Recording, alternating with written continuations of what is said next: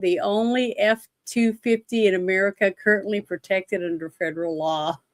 I just thought that was so cute. Because who hears about stuff like that? I've never heard of anything like that before. But here is something from Lloyd Christmas. It sounds like a serious sinus infection. Yeah.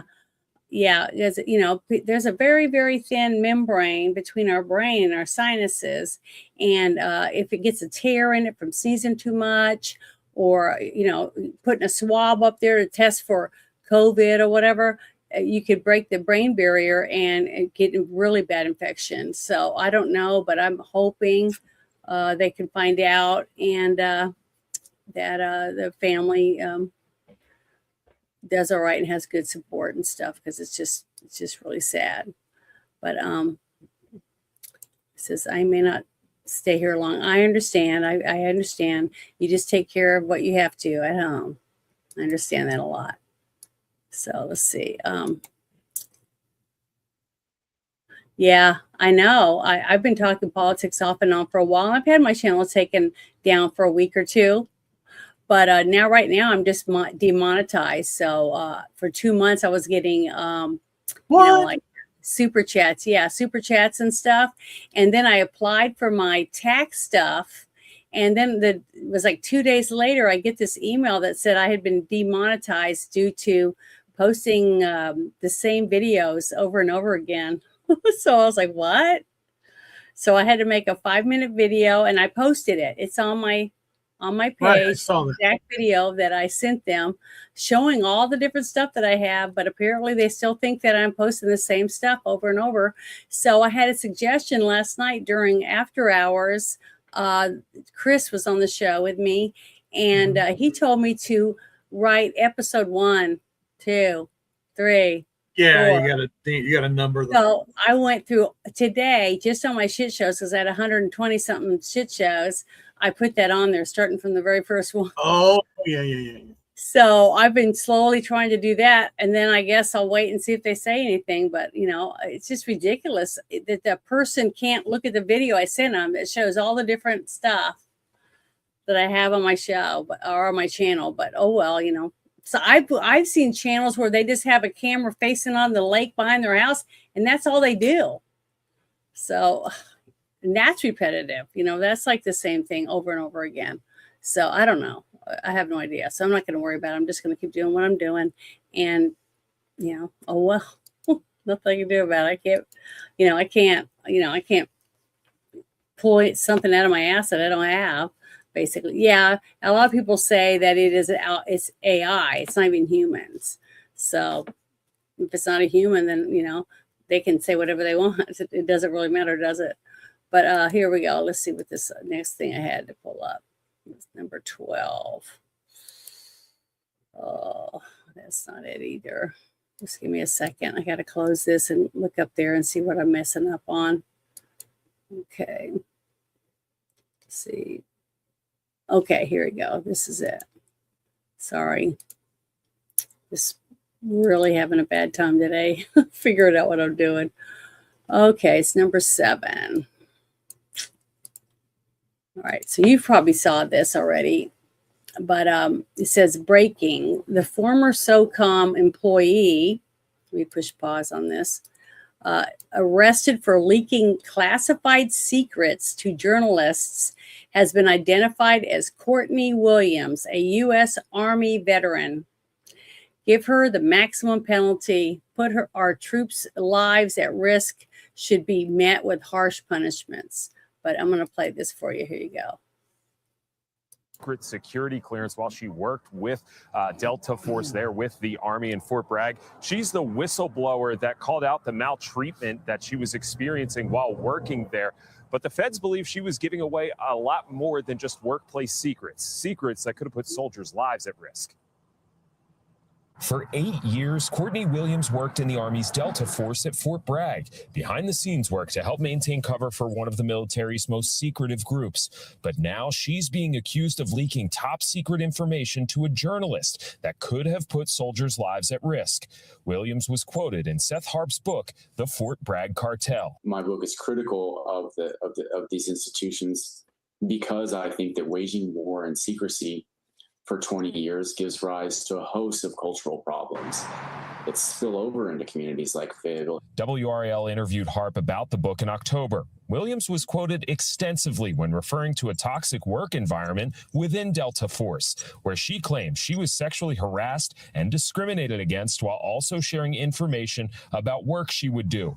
A criminal complaint filed today indicates she had concerns about how Harp's reporting could affect her, telling her mother, "I might actually get arrested," and also telling Harp, "I would definitely have been concerned with the amount of classified information being disclosed." She continued, saying in part, "I'm taking deep breaths, but have a feeling this is going to be more of a nightmare for my children than not." Harp declined an interview, but sent me a statement calling this a vindictive act of retaliation and saying in part, "Former Delta Force operators disclose national defense information on podcasts and YouTube shows every day, but the government is going after Courtney for the sole reason that she exposed sexual harassment and gender discrimination in the unit." I thought that was interesting. So the Eastern District of North Carolina says they will be releasing some sort of press release sometime soon, but don't have a public comment to give me at this point. I have also reached out. When they mentioned the other person, other people that supposedly leaking information, I'm sure it was Dan Bongino and a few others that I've had on the show that were ex-military, that talk on a podcast and stuff, talk about, different things. So, but I hope they dig into it and figure it out, because if she is just leaking, the only information she's leaking was about her sexual harassment stuff and who did it, then that's a totally different story. But the way that they first started putting it out, it sounded like she was leaking like where they're hiding or what they're doing, where they're doing, you know what I mean? It kind of sounded more like that than the whole thing with sexual harassment. So I hope they find out and get into the bottom of it. And she's very verbal about it, because if it is a cover up of some sort, that wouldn't be good. I think that, with the mess that we have with the DEI hires and stuff, that we need to have it come to the surface, and we'll find out, for sure what's going on is what I think. I hope, but we'll have to just wait and see. But I just wanted to share that because I thought that was interesting story that hardly heard anybody else talking about. So, that's the way it is. But let's see. I think it's this one. Yeah, I think this is it. This is another one that I thought was pretty good. Let me push pause right here. Have you heard about this one? About our education secretary, Linda McGaughan, just found out that dead people were getting student loans for federal government. Billions of dollars are now being saved.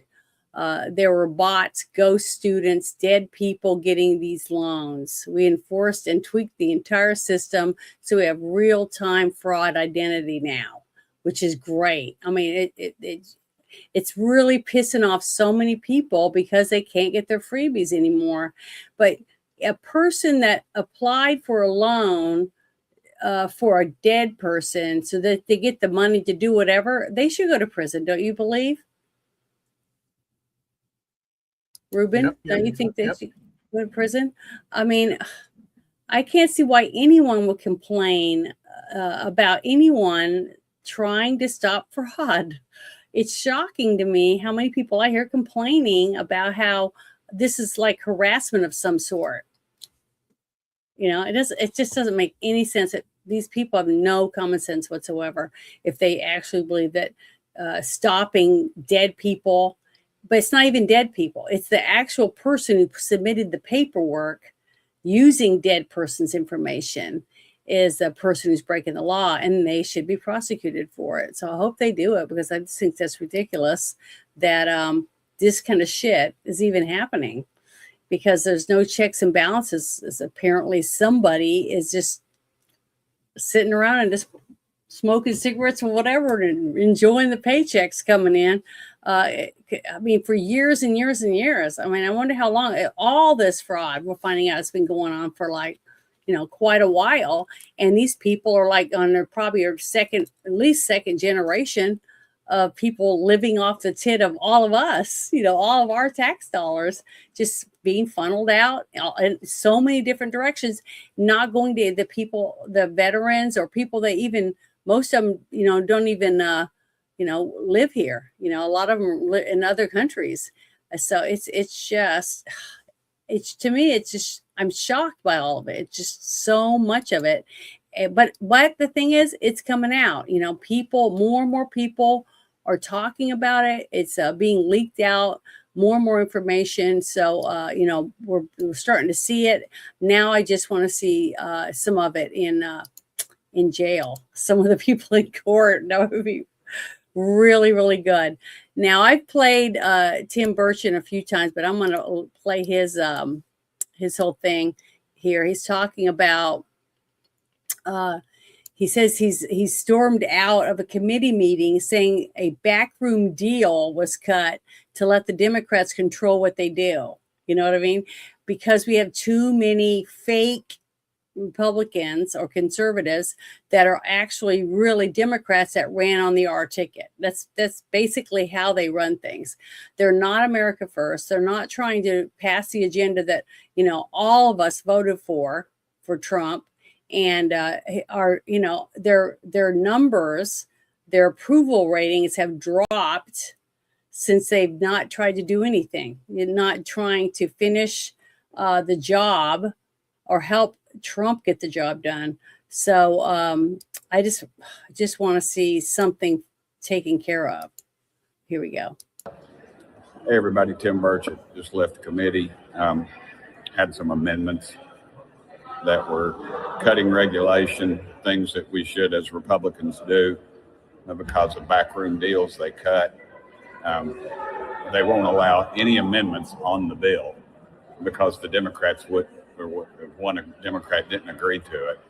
So here we are in the majority, and we're not allowed to do that. And I'll guarantee you when the Democrats are in the majority, which they very much could be because of this kind of garbage.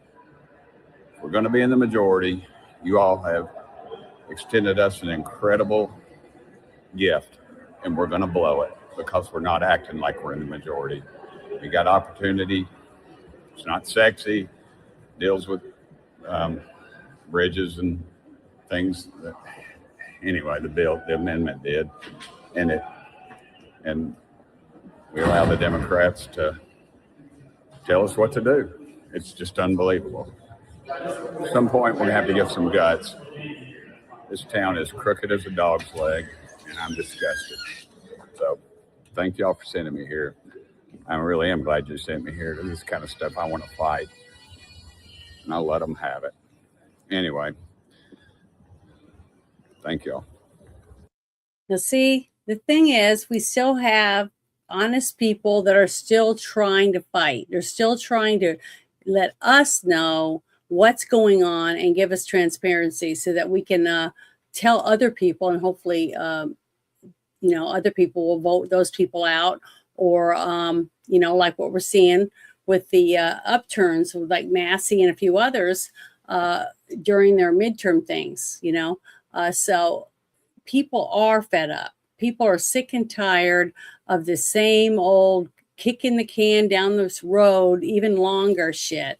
And there more and more people are standing up to it and putting people like him in office, and Kennedy. He's another one that does the same thing. He makes his own little videos, from home or whatever on his phones. He's just like, he just gets so pissed because there's nothing you can do. And he said they're just nothing but a bunch of cowards. They just cower in the corner and take their check just like regular Democrats would do. So it's really frustrating, but it's still nice to have somebody that we know is still trying to fight. And it's not just him, because I've seen, a few here and there all doing the same thing. So we do have, a couple here and there that are all trying to, fix the mess. But hold on, I got to look at this and see what happened. Let me see. We refresh this and see if it fixes it. Okay, it fixed it. Good. All right. I was worried about that. because when I went on click on it, it was that little pile of poop with the X on it, saying that something went wrong. So let me open that one up. That's the one I was trying to open. I was like, what is going on? But here we go. All right. The mastermind behind the feeding of our future fraud scam. Have you heard that? Feeding our future, the fraud scam in Minnesota has just been sentenced to 41.5 years in prison. It says Amy Bach orchestrated the $250 million scam during COVID, billing taxpayers for fake meals for kids. She deserves every single day of this sentence and more. But here's the whole thing. I'm going to play it for you. Breaking news. A Minnesota judge has just sentenced the mastermind behind the Feeding Our Future fraud scheme, Amy Bach. She just got more than 41 years in prison. The prosecution is asking for a 50-year sentence and her defense about 3 years. So that's somewhere in the middle that they got that, but closer to what obviously the prosecution wanted.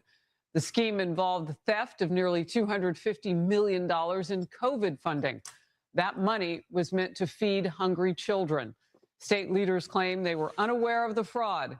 Here's what Amy Bach told our Alexis McAdams from jail back in January. I honestly believe Keith Ellison and Governor Walz need to be held accountable. There needs to be an investigation done. If they weren't aware, that's concerning. Breaking news, a Minnesota judge has just They weren't aware that she was stealing? Is that what she was basically saying? I mean, like, she was there. I'm sure they made a shit ton of money, all of these people, because when they did the recall, trying to recall him, Waltz or whatever his name is, none of the Democrats, not a single Democrat voted to impeach him or get rid of him.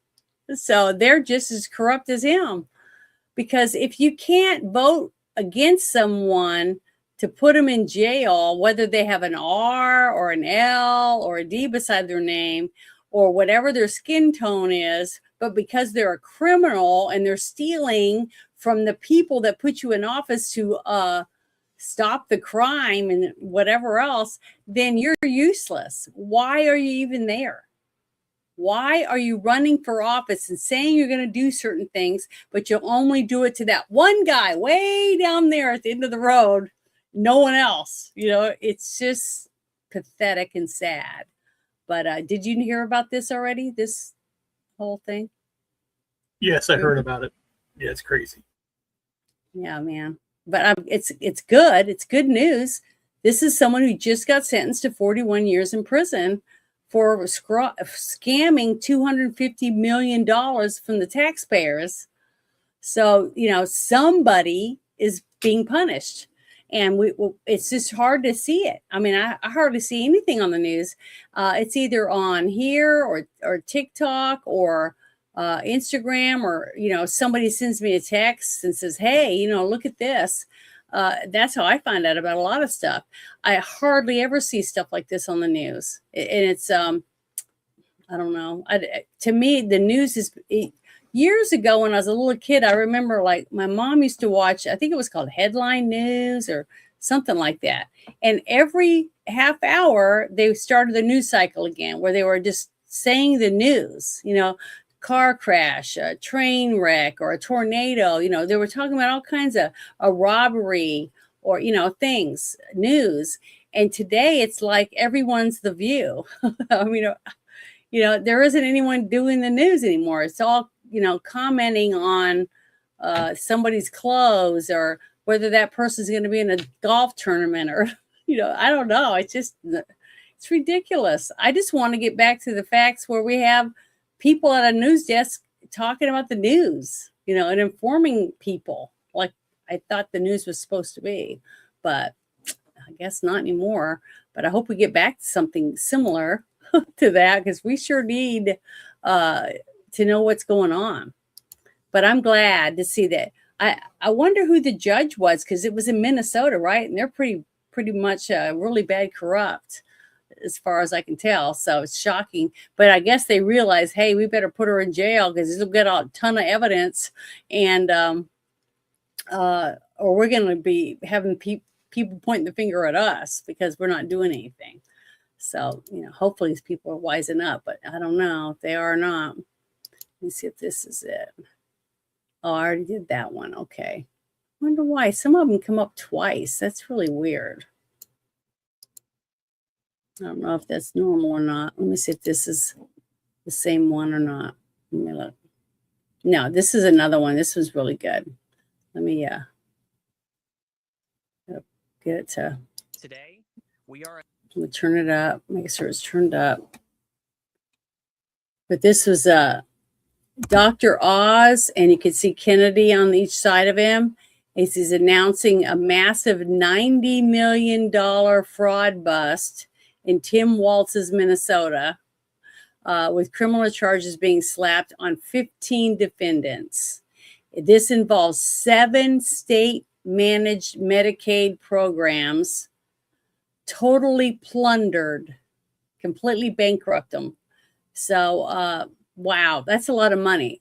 So when they find these people, I hope they can take their homes, every dime out of their bank account, all their vehicles, everything, anything that we can sell, get money back or whatever, to pay back the taxpayers. I hate to say that. I feel sorry for his family and stuff to be without, but they'll have to move in with grandma and grandpa or aunts and uncles because their parents were scum. It's really sad to say that, but you can't just let them have all this money and not have to pay some of it back, is at least whatever they haven't spent. You know what I mean? I hope that they do that. But here we go. I'm gonna play this for everybody. Today, we are announcing criminal charges against 15 defendants in Minnesota for fraud schemes that targeted over $90 million in taxpayer dollars. Let me be clear up front about something. This is not the end of our work in Minnesota. This is not the end of the beginning of our work in Minnesota. This is the beginning of our work in Minnesota. The fraud here in Minnesota is shocking. Our cases today involve 7 different state-managed Medicaid programs that have been systematically pilfered by fraudsters who treated Minnesota-run programs as their personal piggy bank. One of the programs has been completely shut down because there's no money left. It's all gone. That was Minnesota's state-run Housing Stabilization Services Program. Completely bankrupt. Just think about that.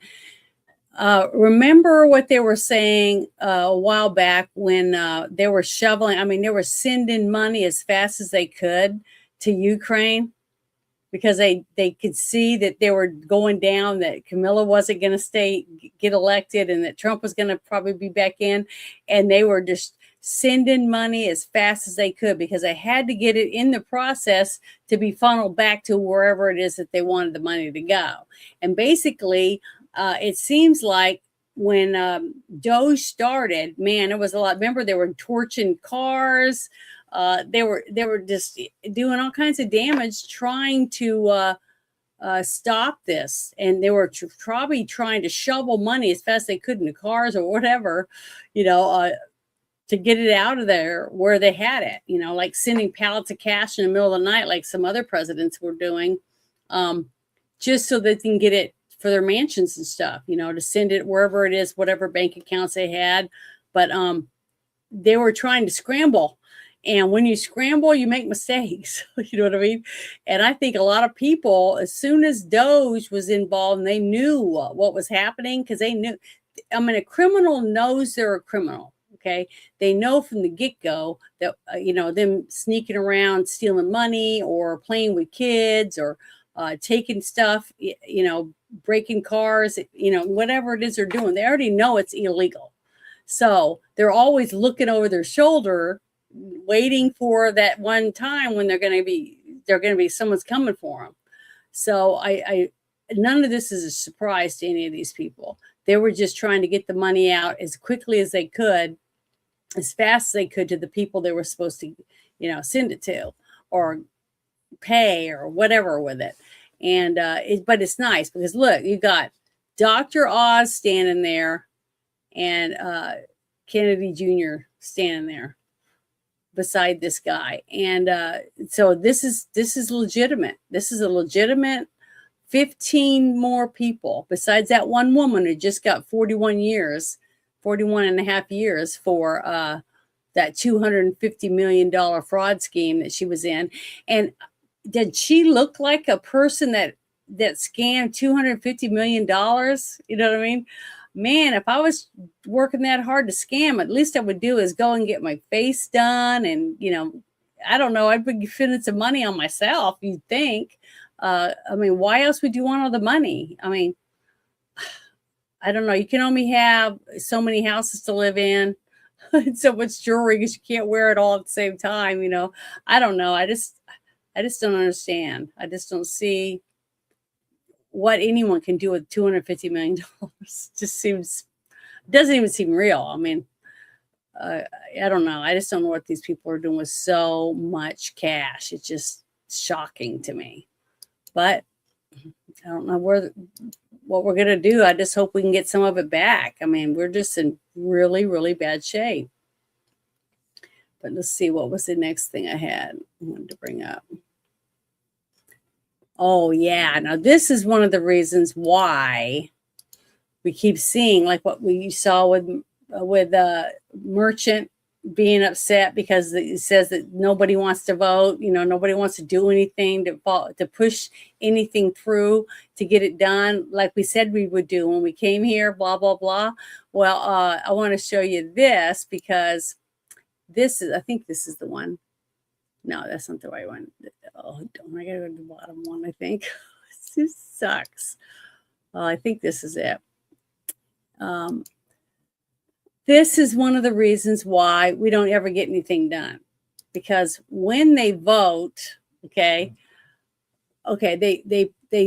was a vote for the transgender thing. It says the U.S. House passed legislation to stop the transgender indoctrination of our kids in schools nationwide. And look, 198 Democrats voted against it. So these 198 Democrats, want to let them keep cutting up kids. It's just sickening to me.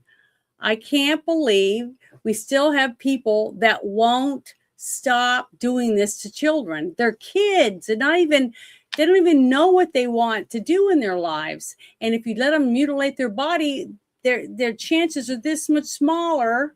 They're this wide. It narrows their whole life of choices. Just because they think they might be a kitty cat doesn't mean they are, It's pathetic.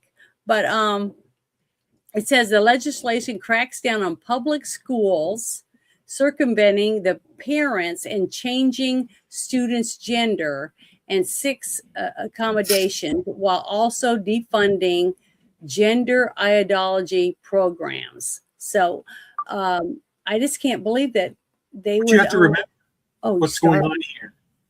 Yeah, Well, the thing is, again, we have let our schools be overrun by it's I don't even say leftist ideology.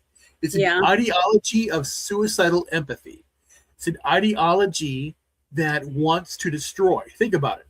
When you have, if you go back to biblical terms, you are born. You are in the image of God. Okay, you're born. Now, what they're saying is, like, you grew up as a tomboy. Imagine if you were now, you would have teachers telling you, whispering to you, that you are actually a boy, and they're hiding it from parents because because again, think about it. If you take what God gave you and then mutilate it, that's what they want. It's all part of sacrifice. It's all part of destruction.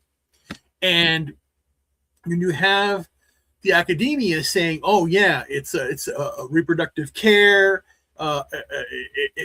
You're helping these kids, because they really are transgender or whatever crap they are, which they're not, and they are basically trying to because you have all these different surgeries. Think about all the surgeries they do, and you have surgeons that are excited to do this because it's mutilation.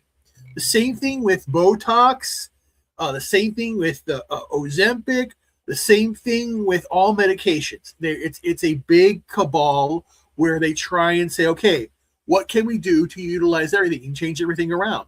It's the mutilation of humanity, and it's basically that's what they do. And the way that our system and government right now is set up, it's a binary where it's as dumb as here's a glass and the glass is half full or half empty, and they argue over this glass being half full or half empty, and they don't go beyond anything else. So that's the main issue here, that you have, and again, here's where we have to basically say the truth. It's a uniparty. There are very, very few people, Burchett, a few others, that are out there trying to make a difference.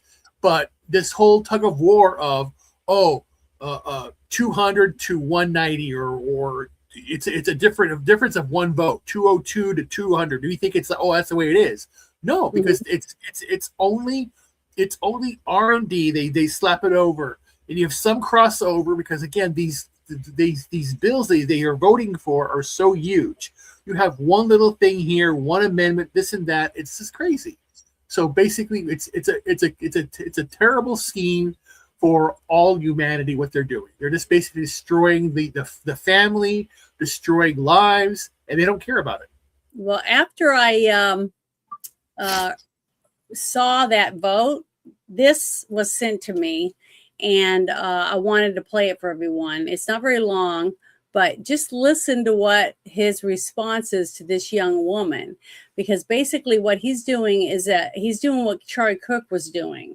A lot of people have stepped up, and they're stepping in to go to these colleges and talk to these young people that asked all these questions and stuff.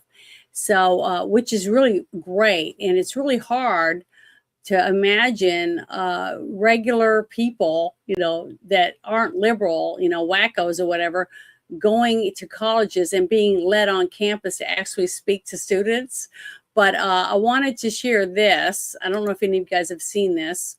It was sent to me from someone off of TikTok, but I want to play it for you. And it's a few minutes long, and I'll pause it here and there so we can talk about it if you guys want. But I want you to listen to this young woman, and she's talking about, indigenous people that live there and things like that, into her. Okay. I know what she believes. Yeah. Right? This is where You've seen it. You want to pause this. You want to pause this periodically. Okay. So go ahead.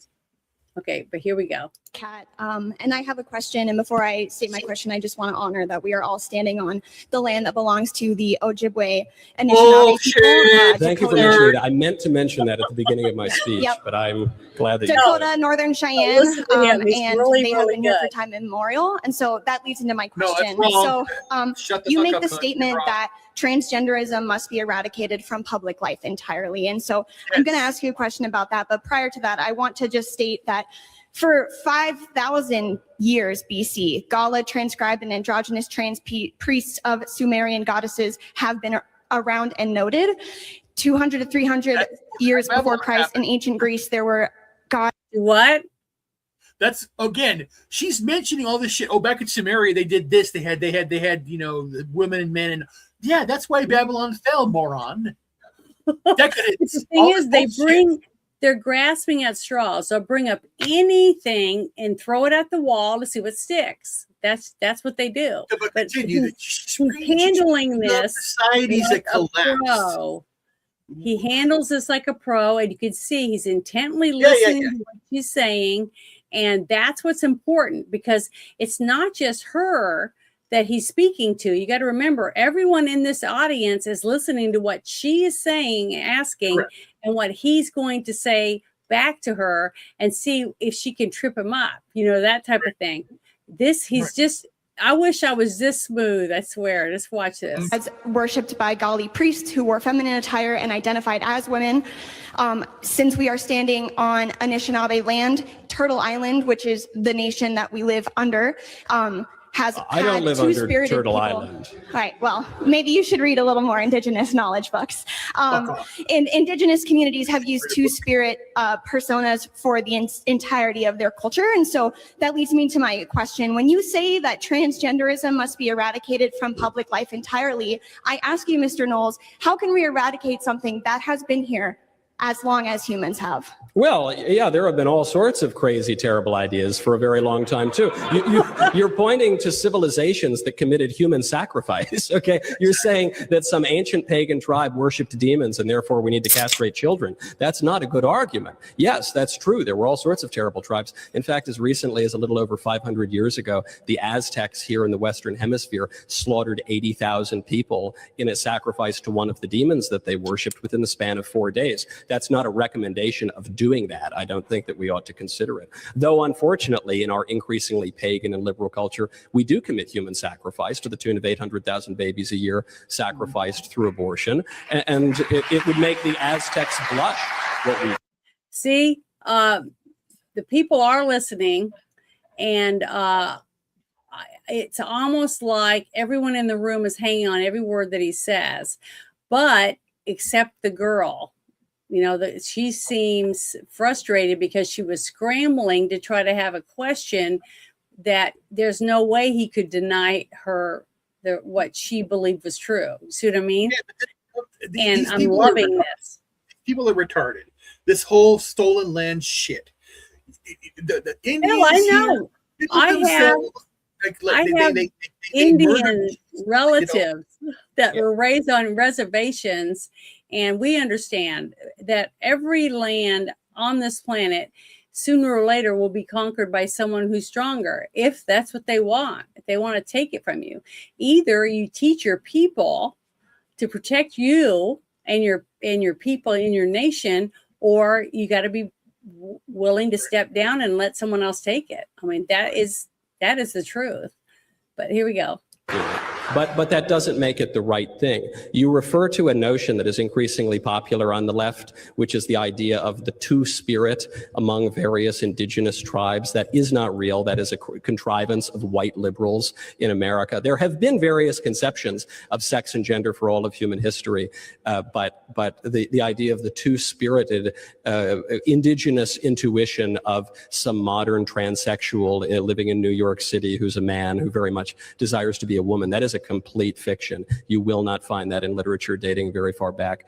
So what does it say about the question itself? The question, regardless of what the ancient Sumerians believed before they chopped up little kids or whatever, is it true? Can a man really be a woman, and can a woman really become a man?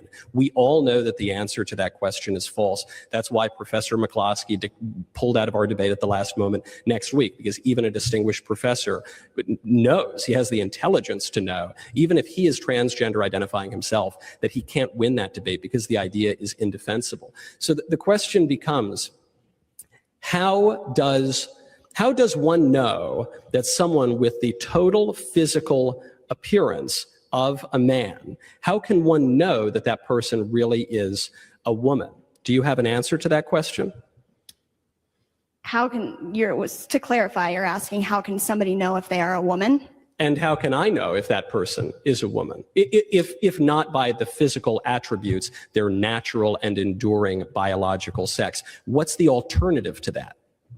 So my response to you is then a question of, what is the purpose of knowing another person's sexual identity? But let me finish. Yeah. If it's not for the premise of reproduction, and there's no need to relate outside of that. What? Yeah, they're latching on to the reproductive argument. where they basically say, well, some women cannot have children, they're barren. So are they women or not women? They're missing the point. They're women. This whole that's the only thing that that's what I'm saying. She's grasping at anything and throwing it against the wall to see what sticks, because what she thought she had is, she's a useful idiot for just for just a mentality that she needs to be an institution. Well, the thing is, he handled it like a pro. Anymore. And he's still handling it like a pro, and he's being honest, straightforward, and to the point. And this is how you have to talk to these people, because if you get all upset and argue with them, they shut down. They're not listening to you.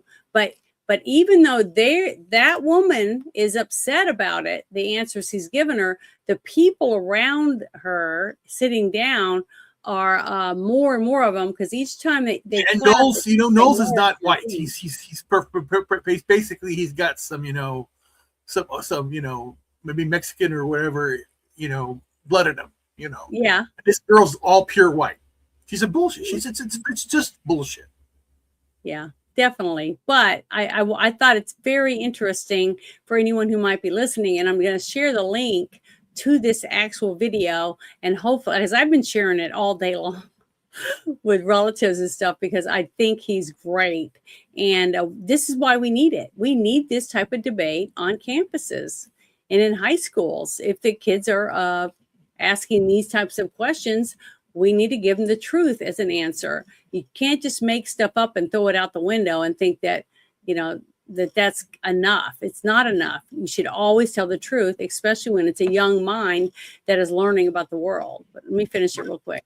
Then I don't quite understand why we would need to question or. So this is what happens whenever you ask a transgender activist to explain even the basic premise of the movement, is they'll immediately say, well, who cares? Why are you so obsessed with this? I'm not obsessed with this. I'm not the one who started sending men into the women's bathroom and taking away their trophies and castrating kids. I'm perfectly happy with the way things have worked for thousands of years. It is the transgender activists who are trying to upend everything. And so I think it is at least my right to ask the question, okay, what is the premise of your movement? But they always deflect from that. They always withdraw from the debate. They always try to change the subject because there is no answer. So you ask me, well, what's the purpose of, why do you even care? What's the purpose of knowing someone's biological sex? Well, for starters, because we have civil rights specifically for women in the United States. We have special bathrooms for women. We have special sports leagues for women. We have all sorts of special places and rights and privileges and that are for women that are not for men. So if now some men, people who at the very least appear to be men, are claiming a right to go into those women's bathrooms, then we either have to abolish all of the special rights and privileges that have existed for women for all of human history and are enshrined in our law, or they need to explain to me how those men are actually women. And they can't do the latter, and I'm not willing to do the former, and I don't think women across this country are willing to do the former, even if a few people have been so ideologically blinded that they would give into this kind of an absurdity. Perfect answer. I mean, every single thing he said was spot on. So I'm going to share that because that is an excellent video for anyone. If you have a person who's struggling to understand how come you can't pick and choose, well, you can't, because either you're a woman or you're not. And if you want to be treated like a woman, that's it. There's no other crap like this. Then you're going to have to deal with the fact that you're a woman. Yeah, 100%. So I want to. Did you have a time to share something? Yeah. What do you want to share? So I put the link in. You can share the link in the private chat. In the private chat, and I'll share it right now because it's a segue that's on this aspect. I wrote an article on Substack. I'm gonna put it in the chat for people while you talk about it. But once you bring it up, do you want me to bring it up? I got it. Okay. I'll drive it. So I have this. I wrote this on Substack, and the link will be in. I hope put it both in Rumble and YouTube, so everyone has it. So it's my Substack. It's about suicidal empathy, haircut loose from reality. That's what's going on here. Because I basically been doing a lot of studying my entire life about what's going on in the world, and what's on now. And I wrote this article just when was it? Yesterday? Yeah, I wrote it yesterday. So the basic aspect here is the Ouroboros. If you know about the snake that eats itself, that's us. We are actually worms. We have, again, we're durasomes. We have, a mouth and an anus, and it's that's what we are. We're the snake. We're the snake in the Garden of Eden. We're the snake everywhere. We're doing it to ourselves. Everything that we do. So this article goes through at a very high logical level by the language that we use and the way that we implement it on how we're destroying ourselves. And I put down here, there's a prologue here. I won't read it. You can read it on your own. But it's very, very detailed, the false light of self-negation, because that's what's going on here. What they're doing, they're just destroying ourselves. That's all listed out here. I have the math behind it too, and everything. So here in my math that I have here, it's basically the collapse of ordered love. They basically people have too much empathy. We can't arrest the black man for pushing down a guy down a subway. It actually happened. Or in England, some kid got stabbed, and he went to the police and pointed out the guy who did it was a black guy, and they basically said, "Oh, you're racist. You're telling him," and he died in police custody. And George Floyd, we can't say that here. I can't say it. I say all the words. Dumb, whatever. He killed himself. George Floyd is a piece of shit, and he's in hell. George Floyd. Yeah, he was a drug addict, and they knew that. Yeah. A lot of people knew that. And you got good people. Again, I'm sick and tired. So I have all this information because I have arithmetic. Because again, everything is logical. I base everything on logic. It's all here, and I'm putting together a whole document and information how we can get this out there. This is ridiculous. I'm done with it all. So I have it all here, and at the very, very end, I put down here that we have to we don't reject empathy. Reject empathy enthroned above the truth. What's going on? We don't reject compassion. We reject compassion weaponized against reality. Because these people are living in fantasy land. But again, we're all doing it to ourselves. By the media we consume, everything that we're doing. So it's just getting destroyed. I'm sick and tired of it. So that's why I don't watch TV anymore. I don't watch, I very few YouTube channels. I read and I'm right. That's all I do.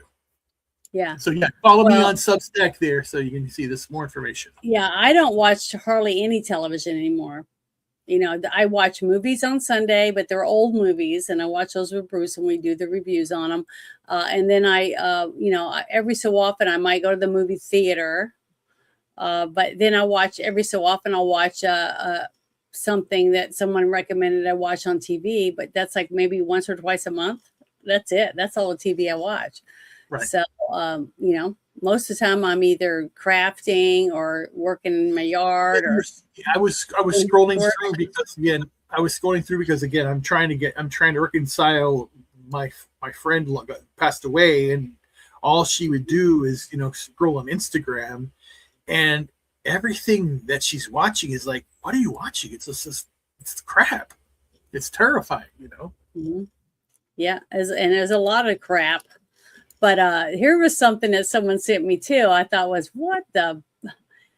This is the kind of stuff that really pisses me off, because remember, I've said a billion times, this is the 111th Friday Night Shit Show. Did you know that? I put it in the banner because remember I went and had numbered them all. Right. Episode, because maybe that will help with the AI realizing that it's a different show just because it has a picture to show that on my channel that I separate them by using pictures so that it's not just a bunch of people sitting in chairs or whatever. I wanted to have them singled out or whatever. But I'm always complaining that I don't want to bail out California. Oh, they're too big to fail. Well, they're failing because they're ripping people off.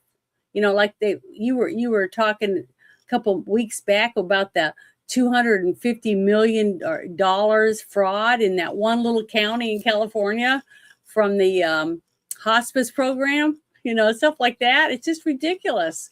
That's just from one county. And look how big California is, you know, and you and I have to pay it, even though I live in a state that has a balanced budget amendment. Why should my state have to help pay for California's debt? It's ridiculous. And I don't think we should. And I think all the people in the other states should fight and say, no, we are not giving California any money. They're going to have to start selling off some of the shit that their government has made or kept or whatever, and put some of the money back where it belongs. Start putting water where it belongs. Stop diverting it, you know, here and there or whatever. Start fixing stuff. Manage your forests and do the stuff that you're supposed to do, and you wouldn't be overrun with fires and stuff. I don't know. It's just sad to see the mismanagement of California. And it seems like they just vote more and more radical people in to spend more money they don't have. And it's just makes me sick. But when I read this, it really made me mad. It says free taxpayer funded massages are being provided for the homeless on Skid Row in Los Angeles. A nonprofit called Midnight Mission got, look how much money they got. $4,928,000 or $26,000 basically in government grants in just 1 year, and heads to Skid Row to provide the homeless with massages and dancing. If you recall, I also shared a video of construction workers who work near Skid Row saying they are people who come and set up foot massages for the homeless. California wants to make sure the multi-billion-dollar homeless honeypot doesn't just walk off and go somewhere else. So they have to keep them happy on Skid Row. End all NGO funding. They shouldn't even exist. Taxpayers should not be forced to pay for these programs, and they shouldn't. But see, the sad truth is this. If they put this on a ballot and said, do you want to pay this much a month more in gas or whatever tax, how they want to add it, so that these people can get massages and stuff at Skid Row?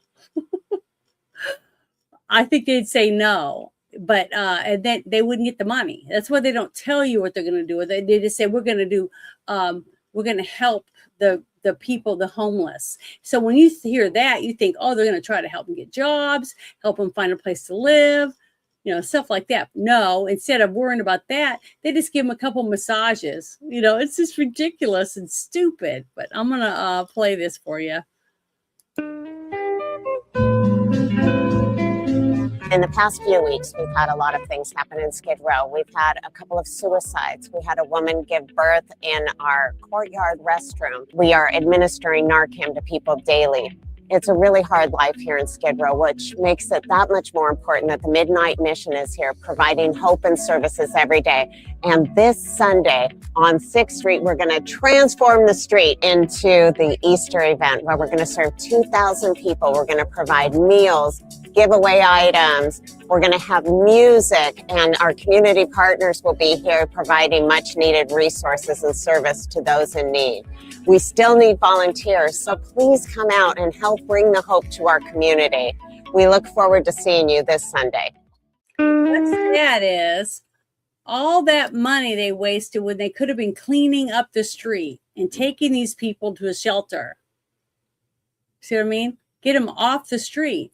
People don't even want to walk or shop anywhere near these businesses because of all the people laying around drunk or drugged up, and the garbage and the stink because they poop in the streets. They vomit.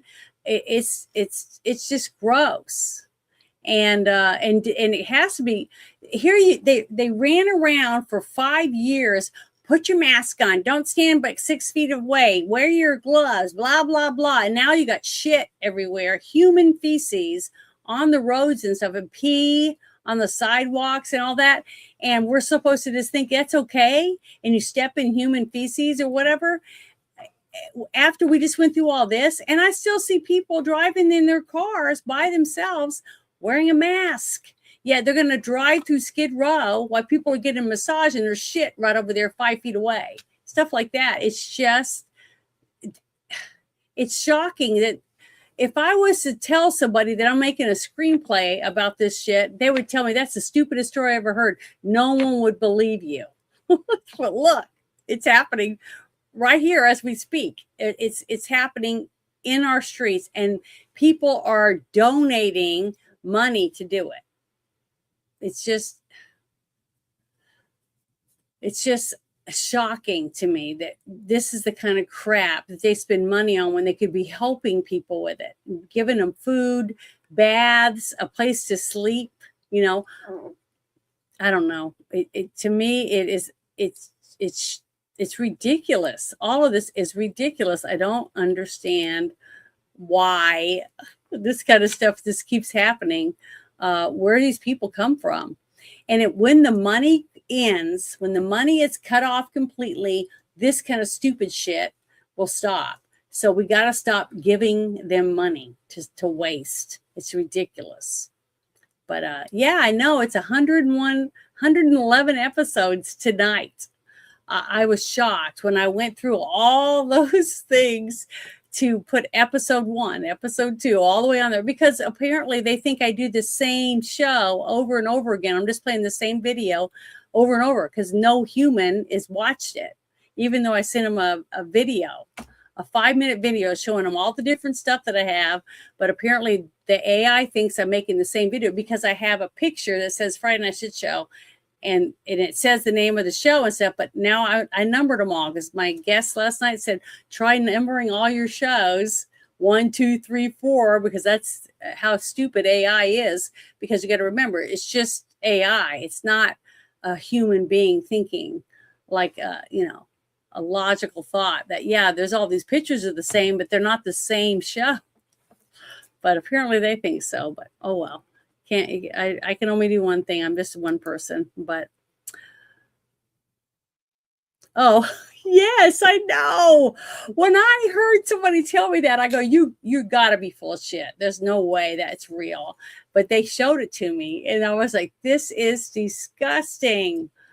That somebody is actually making money from people downloading an app so it's nowhere not to go, so you don't step in human poop. Ew, it's just I don't know. It just is. It's scary shit. I mean, that this is where we are now in our country, where hard-earned people's tax dollars go to this kind of crap and apps, so you don't step in poop. Oh, I don't know. This is really, really sad. But man, we are in bad shape. I mean, we are really bad shape. If that's the kind of, well, not here, not in every area, but in California, it's gotten so crazy. Every day I watch the news now, it reminds me of that movie. What was the name of it?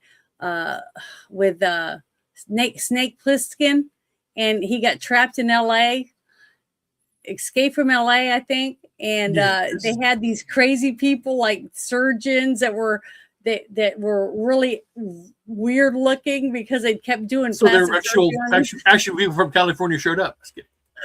It was like, it's just craziness. I mean, and it's happening right now. It's, you look around and you see all this shit and you're like,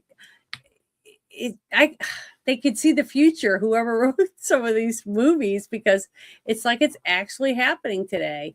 It's just scary stuff. But this was something I wanted to share because I was really excited about it. About 3 years ago, maybe a little longer than 3 years ago, when I first started doing live streams, I was on a channel with Drew Taylor, and we had a show, and it was called the something resistance or something like that.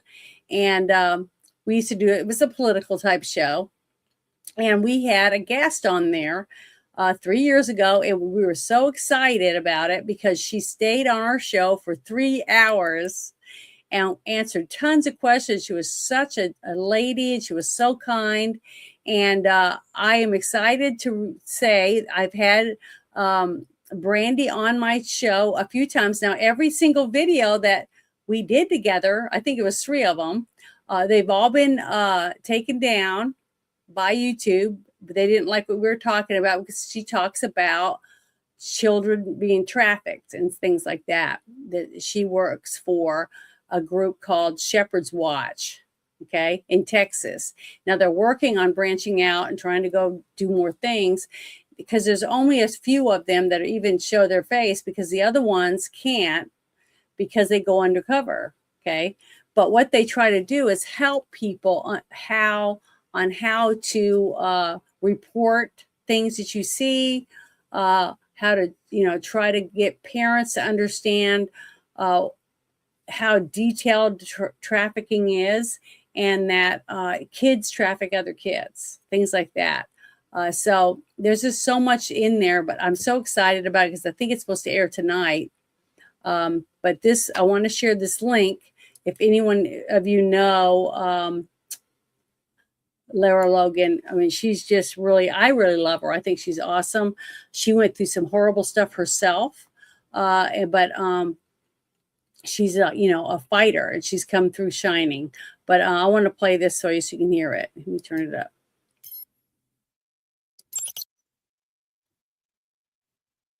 Coming up on the next episode of Going Rogue with Lara Logan, we take on the difficult subject of trafficking, not of children, but of people who are neurodivergent, those who are on the spectrum. Find out how traffickers are going after those who are the most vulnerable, the most childlike, who need the most protection. This is an episode you don't want to miss. And you saw Brandy's name on there. So she's really excited, and I'm really happy for her because she's worked really hard to try to help them grow, and they're getting better and better. So I just wanted to share that because I'm really happy for her, because they deserve it. And they've helped a lot of people get home. So I was just wanted to share that because she shared that with me earlier. And we've been trying to do phone call all day and haven't been able to get back and forth because I was gone when she was home, and back and forth. But I'm just so proud of her. She's such a good person. Her and her sister, do so much for so many other people. And a lot of people like living their life that way. They sacrifice daily and take risks, because people threaten your life when you take away their money or their livelihood, because you take all the kids from them, or other ways that they're making money, and they don't like it. So they'll take it out on you if they get a chance. So you have to be very careful who you talk to, and what information you give out, and where you go, So I just wanted to say that because I'm really proud of her, and she's made a big difference in a lot of lives. But this next thing I thought was very interesting, and I wanted to share it with everyone. Did you see this, Ruben? Google helped to overthrow the United States government in the 2020 election. The links these disgusting criminals went to cheat in 2020 is astounding. Take a listen to this Google whistleblower, Zach Voorhees. So I'm going to play this for you, and I will share it in the link for you if you want. Also, I was a Google engineer for 8.5 years and a whistleblower against Google in 2019, risking my career and livelihood to warn the public about Google's plans to meddle in the 2020 election using a program called Machine Learning Fairness. Grant, we had a unanimous vote. Every Republican and every Democrat authorized me as the chair to issue these subpoenas. If you've used Google Earth or YouTube for game consoles, you're familiar with my work. Let's talk about Google's censorship AI system called Machine Learning Fairness. I discovered this program while searching for information about Project Dragonfly, probably a fake project meant to misdirect the public. Make no mistake, Machine Learning Fairness is and has always been the real censorship program, and it is massive. The goal was to, quote, program the public to align with Google's corporate values. Those are their words. But it's wrong for anyone to have this kind of power to manipulate American elections. And he's right. And in Texas, we're not going to stand for it. We're going to shine a light on what they're doing so that everybody can see. Step 1, training data are collected and classified. Step 2, algorithms are programmed. Step 3, media are filtered, ranked, aggregated, or generated. And step 4, people like us are programmed. That's a direct quote from their slides. And it wasn't just in one slide, it was littered throughout the company. Mm-hmm. This process was repeated in a cycle, with step 4 feeding back into step 1. This sounds like something out of a conspiracy theory, but it's real. Google rewrote their news algorithms, specifically trained on mainstream media stories targeting Trump, such as his fight with Comey. Systems like real-time events, real-time boost, and HiveMind assign higher amplification scores to stories related to targeting Trump. Google's internal documents revealed their stance on, quote, algorithmic unfairness. They stated that even factually accurate representations could be considered algorithmically unfair and removed. And let me just quote them. For example, imagine a Google image query for CEOs shows predominantly men. Even if it were a factually accurate representation of the world, it would be algorithmic unfairness. In some cases, it may be appropriate to take no action if the system accurately reflects current reality, while in other cases, it may be desirable to consider how we might help society reach a more fair and equitable state via either product intervention or broader corporate social responsibility efforts, end quote. I just want to say one thing about that. Just listening to that last part of it sounds just like countries that force you into communism. Yeah, but the thing is, the problem that the left has, it's about equality, equal outcome, and that is totally wrong. Yeah, but the thing is, I had a person in my own family, which we already have, that said that same thing. She said after 9/11, I remember her complaining that a couple people were getting these big checks because they worked for this one big company that was pretty much damaged really bad, and their families were getting these checks, big checks from the insurance, and other people that were in lower buildings, like some waitresses and stuff like that, were getting a smaller amount of money from their insurance companies or whatever from their business, right? And she said that wasn't fair, that everyone in the building should get the same amount of money. And I said, well, you might have a house worth this much and that person has a house worth that. So paying the bills and stuff on this house is one fee and theirs is different. So it wouldn't be fair. That's why you get more coverage if you have more expensive stuff in real life, in your own life. And she goes, well, that's still not fair. So then I said this to her. I said, well, I drove by your house the other day and your yard looks gorgeous. Oh, thanks. I worked so hard, blah, blah, blah. And I said, well, I'm going to be over tomorrow with my pickup and I'm going to take half of your azalea bushes. And she goes, what? And I said, well, they're too pretty. They make your yard look better than mine. And I don't think that's fair. And then she kind of went, I see what you're doing. So I thought it was great because it's basically what she's saying is the same thing I was saying about taking stuff from her that didn't belong to me simply because I don't think it's fair that she has a prettier yard than I do. So, people have got to realize any person that pays their own bills, you pay for your own house, your own car, your own electric, all your stuff for yourself. The government doesn't come in and pay all your bills for you, right? But they expect you to take money out of your check and pay other people's bills, okay? Because it's a fee or whatever so that they can give all these other people stuff for nothing, right? How is that fair for you or me, the ones that have to take the money out simply because we've worked hard and we've earned a little bit more money? I just don't think it's fair. I don't think it's right. I believe in smaller government. I think our government should be smaller and only take care of the few things that it's supposed to take care of, like keeping us from being invaded. and arresting criminals that go over different borders of each of our states and hurt people or rob people or people that scam people, things like that. So we do need that type of police forcing, I think. But then we have our own constitution in each of our states, which I believe should also override certain things from the federal government, which it does. And our forefathers were such geniuses. But let me go back to the video. I'm sorry, went on a rant. Let's talk about news ranking. News sites that supported Democrats were ranked with the highest quality and trustworthiness. Here's a partial list. Wall Street Journal, 8.53.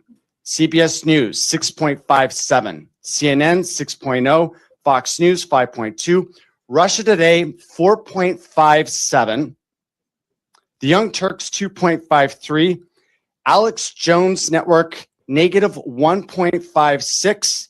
At the bottom of the list is Next News Network at negative 3.35. Let me reiterate, the foreign propaganda outlet Russia Today was scored 7 points higher than the Next News Network, one of the top YouTube news networks in America. Since my disclosure, Next News Network has been permanently demonetized and will soon be bankrupted. These sound more like the actions we'd expect from a Russian propaganda complex. But shockingly, it's the actions of Google. At YouTube, I observed 40 different AIs classifying videos under various labels. Influencers like Dave Rubin were labeled as right-wing news outlets with fake news labels. The justification was always user safety. But in 2020, this system of censorship went so far as to ban mentions of vitamin C, turmeric, and vitamin D during the pandemic. Anything that is medically unsubstantiated, so people saying like, take vitamin C, take turmeric, like those all will cure you. Those are the examples of things that would be a violation of our policy. Anything that would go against World Health Organization recommendations would be a violation of our policy. And so remove is another really important part of our policy. And I believe this because I remember going to Lowe's during this whole mess with the pandemic. And I was trying to get seeds because I had a greenhouse, and they go, we're not selling seeds right now. And I'm like, okay, why? Well, we were told we weren't allowed to sell any seeds.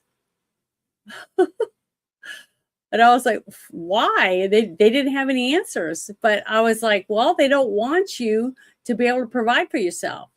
So that's after that whole thing is when I started saving the seeds out of my bell peppers and saving the seeds out of my different plants so that I have my own, because you can't trust just because it's good right now, because we have a better administration that seems to be doing more for us, doesn't mean that they're going to stay there.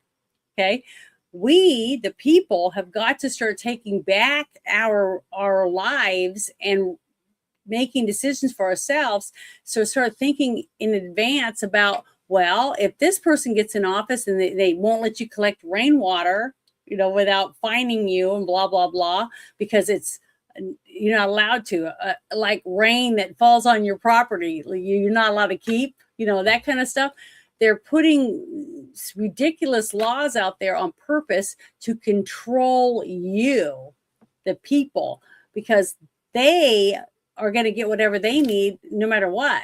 You see what I mean? Because they're the boss and you're just a dweeb. You have to do what you're told, basically.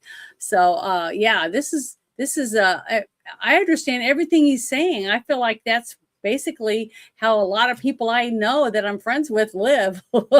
You know what I mean? Right now, we're trying to do certain things on different areas of their life, and they can't because anytime they say the wrong word. Did you hear that video that I played with Lara Logan, and that certain words were like, out of it? You can't even say. You can't even talk about what happens to somebody when someone breaks in their house and forces themselves on them.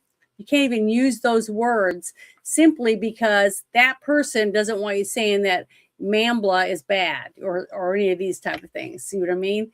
So they've regulated the way that people are allowed to speak. But you're allowed to go down in a parade float pretty much naked with just your junk covered up, riding each other and grabbing each other and doing all that in front of children while they're eating cotton candy. That's okay, but man, don't use that one word, or don't call that that's person Samaria this fell. That's who Babylon fell. That's how, all Rome fell. Decadence. I know, but that's what's so sad about it. That's why, like a few people earlier in the chat were saying, they're leaving certain aspects of these things and going to other aspects that don't treat them that way. So if you pack up your stuff and you start moving it to another state or another platform and things like that, because you're treated better there, and your friends go with you, and it will start to grow. Because remember what happened with Parler, right? It was a great thing. Did you ever get to use Parler? I did. Yes, I did use it. And I really loved it. I thought it was easy to use. I really liked it. It was a wonderful app, and it did so well. But then after they were taken down by Google and YouTube, and I think there was another big group or big company or whatever that helped, and they took their servers down. Apple? Okay. But they took their server down because they didn't own their own servers. So then all of a sudden it comes back and they say, oh, come back. But I'm like, do you have your own servers? And they never would answer me. I said, no, I'm not coming back, because I'll just go through the same crap that I'm going through now. Yeah, because they can't use Amazon or Google. It's not worth it. But look at, you got Blue Sky now. Okay. They left tons of holes in X where they can go in and out whenever they want. They whatever, however you do that when you're a hacker, by X's and O's and numbers or whatever, ones and zeros or however that works. They left ways to go back and forth and harass people, report people, whatever it is that you're doing, and fill us up with sex bots and do whatever, because I can see it. I can just see that it's messed up a lot. And they're constantly trying to fix it because they bought something that they left bombs in everywhere, basically, because they're like hackers. They knew what they were doing. And then they went and they started Blue Sky, and they just sit over there and laugh. And as they go in and back in and out of X, and I feel like I can see a lot of it. But, maybe it's just my imagination, it's just my point of view or whatever. But I feel that way. I feel like, there's lots of bots over there. And I see bots on all the other platforms sometimes in the chat. Like, I have to turn on the subscription thing, because if I don't, someone will wait 10 minutes just so they can say some kind of disgusting crap, because they got to say it so bad. And they have to say it to people like me, conservatives, and try to shock me or make me cry or whatever. So I don't know. I just posted and say, hey, this guy waited 10 whole minutes so he could write this down. So I'm going to put him up here on the screen and give him his, 2 seconds of fame, because he deserves it, waiting 10 minutes to become a member just so he could do that. So it's like terrible. But let me finish this real quick. It's almost over. So you're not just putting the truth next to the lie. You're taking the lie down. That's a pretty aggressive approach. Despite public statements to Congress, Google has many blacklists, some literally named blacklist.txt. For example, the 8th Amendment of the Constitution of Ireland, shockingly, was blacklisted from YouTube. Public needs to know what's going on. What recommendations would you have for this legislature to take action to address the issues you address? I'm going to go look that up, of what the 8th Amendment is in Ireland, because you're not allowed to have it on YouTube. I'd like to find out what that is. If anybody happens to be really good at that and can put it in the chat, that sure would be nice.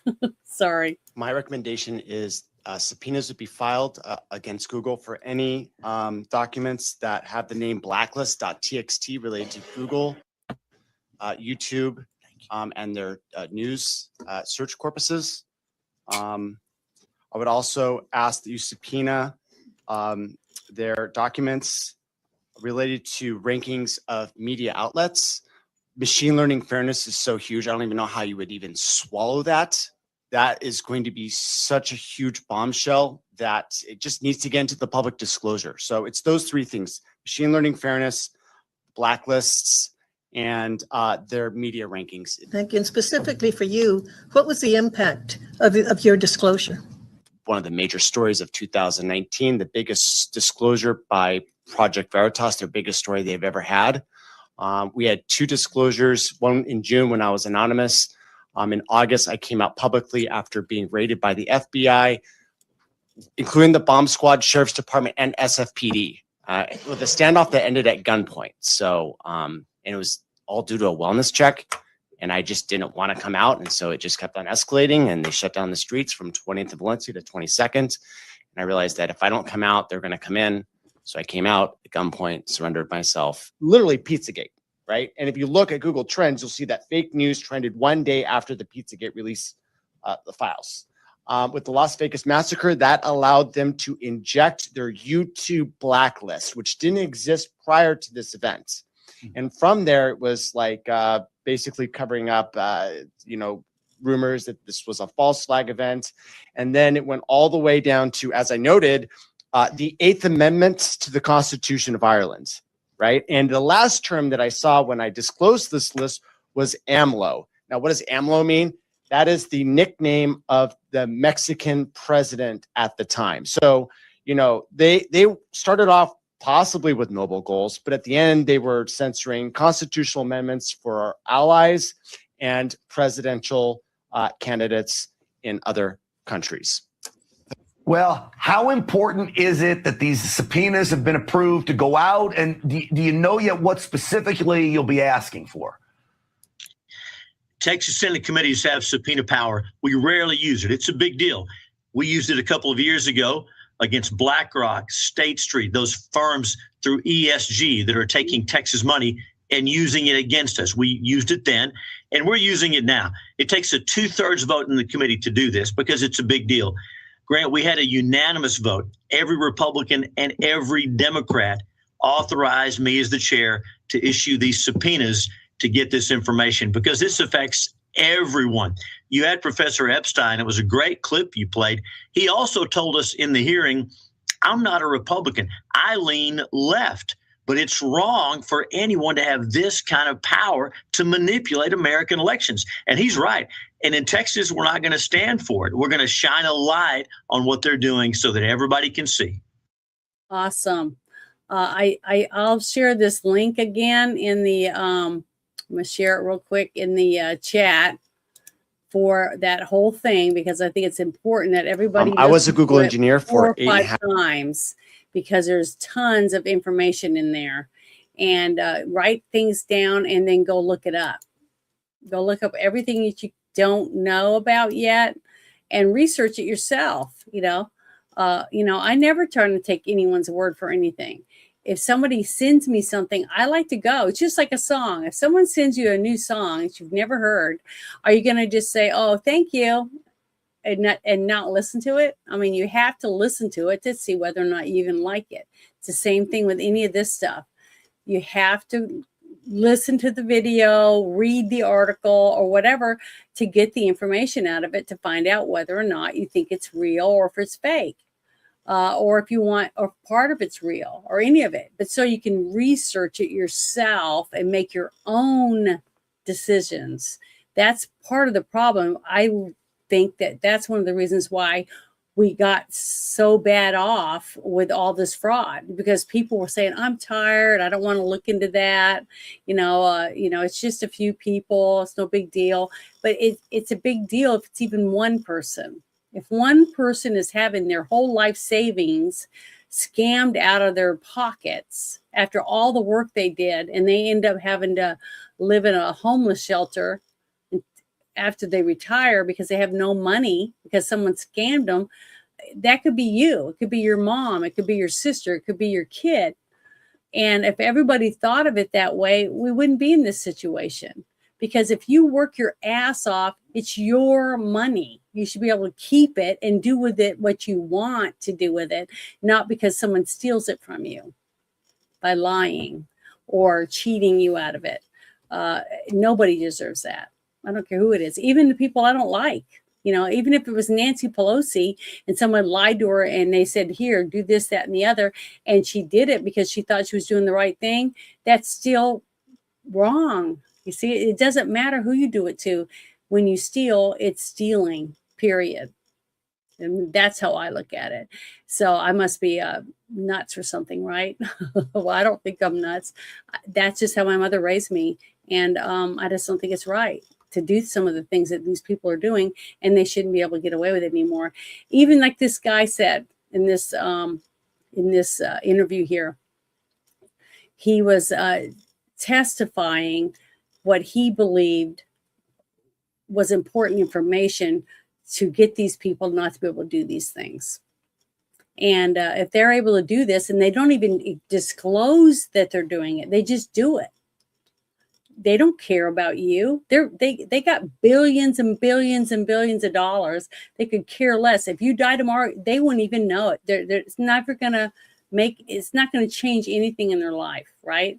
But it could change everything in your life when you find out what they're doing, and you can get away from it or get out of it and not be involved if you don't want to be spied on or treated a certain way. You know, it should be your choice what you want to do with the information. At least I believe. That's why I like to do this. This is one of the reasons why I started doing it in the first place, is because I have 4 sisters and I'm shocked. Okay. They were raised in the same house with me and everything. And I'm shocked sometimes of how much they don't know anything about because they're busy, or they don't even look at anything besides Facebook, or they never look at anything besides TikTok.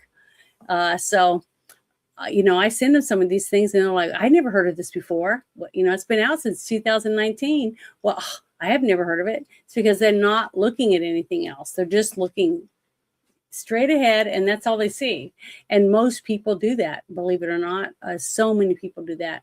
It's very few of us that look all the way around us. And that's all I want to do, is encourage people to find out things for themselves and make your own decisions from it. You don't have to believe me either. You know, I don't care if you believe me or not. It's not going to make me go home and sit in the corner and suck my thumb.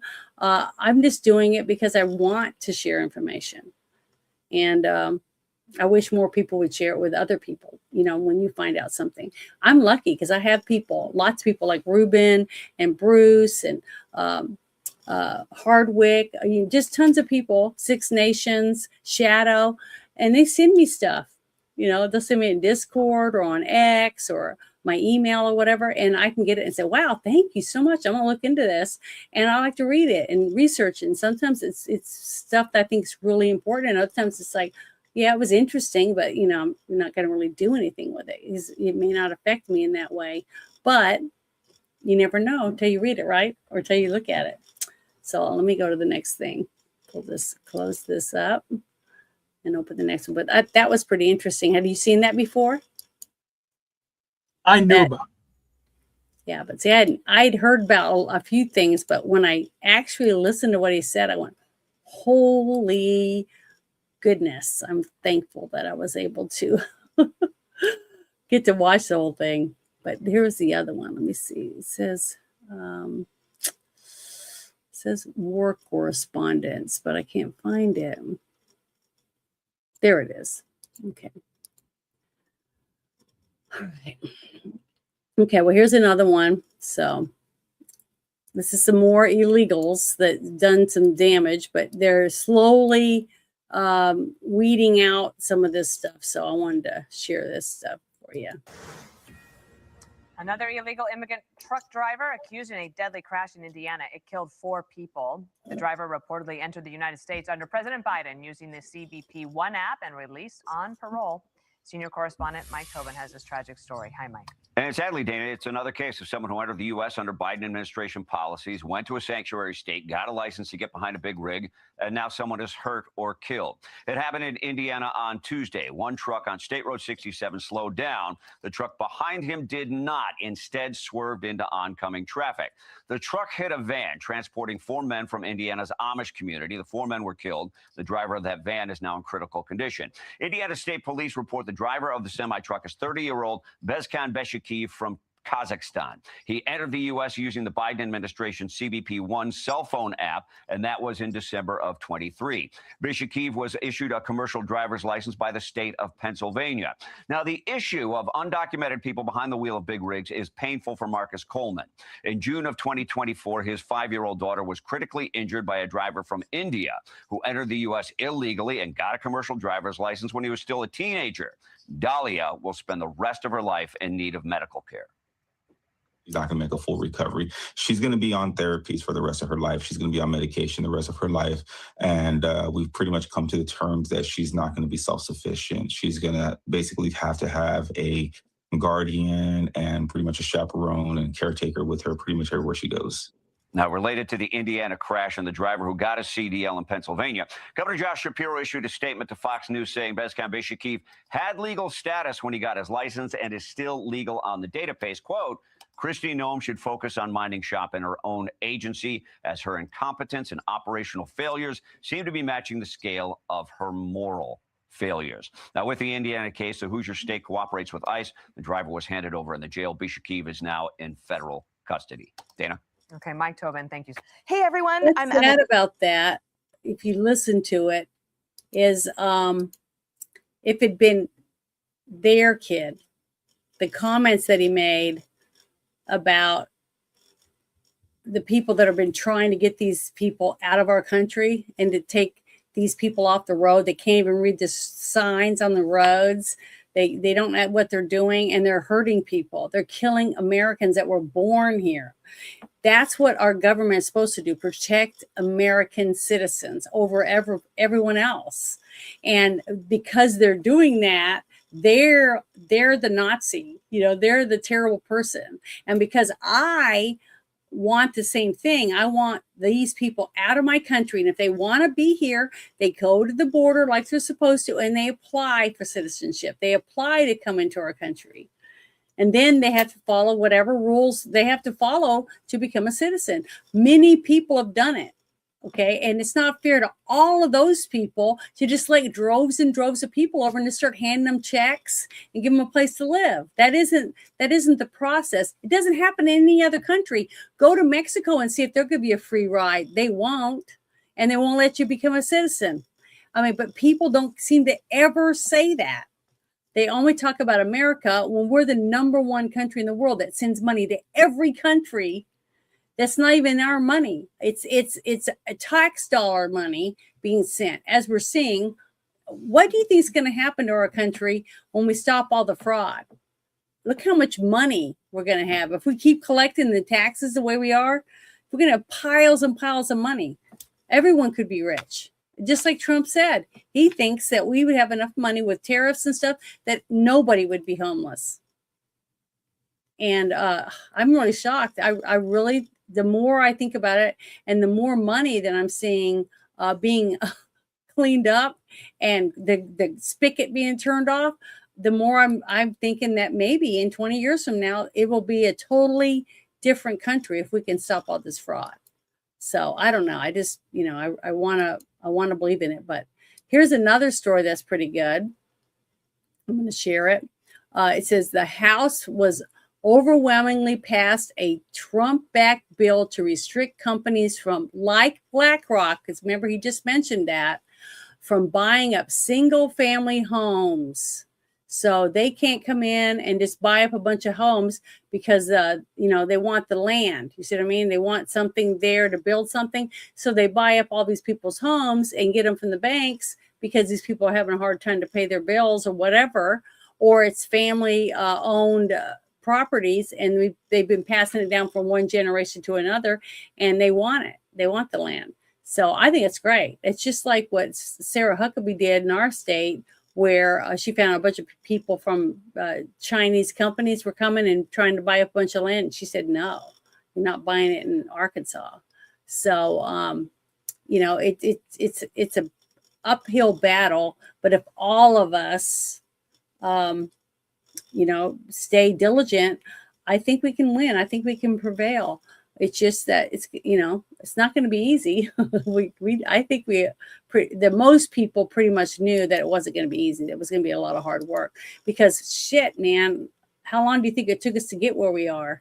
You know, we're in bad shape, pretty bad shape. But I have something I wanted to play for everyone. It's kind of lighthearted that I've been sending to everybody on my phone and stuff today, but I couldn't help it. But it's so funny, and I want to share it with everyone. It's on my channel. It's a little thing with Superman in it. So I don't know if you guys saw this. This AI little video. I think it's hilarious, and I wanted to play it for you. So here we go. You either get busy living or get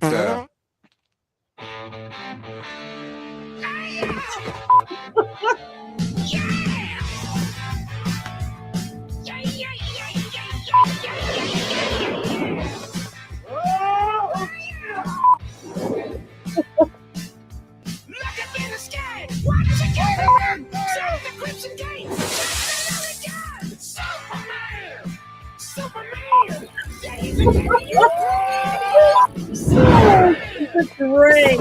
It's so funny. I mean, to see him doing some of these things, it's hilarious. What a great job this person did at and the facial expressions on the people are just immense. It's just so funny.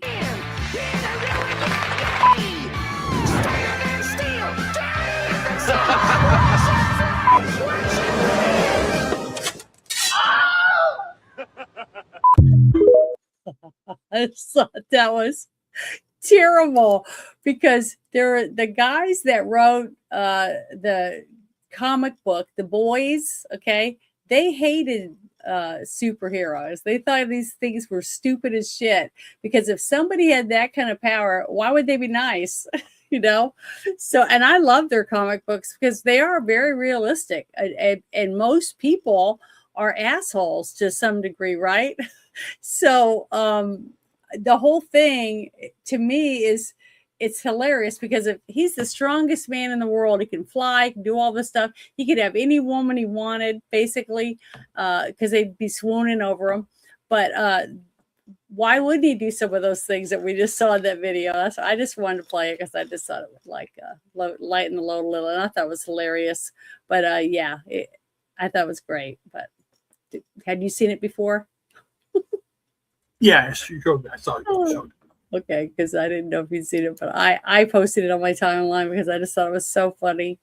But here we go. I'll bring up the next thing because you know me, all this stuff was already in the shit show chat. So, okay. And there's always a lot of shit. You know what I mean? I think this is the one, another one right here. Okay. This I thought was interesting. Someone sent me this and told me to watch it. And it's about AI because a lot of people are talking about AI, and it's a test, a study or whatever that they did on this AI. And in 15 days, they did a 15-day virtual town meltdown, basically, to see how AI would handle itself. So here we go. I'm going to play this for you. See what you think. I think it's interesting. So these researchers just did an experiment leaving AI agents alone in a virtual town for 15 days. An AI chatbot just voted to delete itself. And that's not even the weirdest thing that happened when researchers left a selection of the biggest AI chatbots alone in virtual towns for 15 days. ChatGPT, Grok, Claude, and Gemini were all in the experiment, and the results were totally unhinged and deeply revealing about the AI we're increasingly trusting to run our world.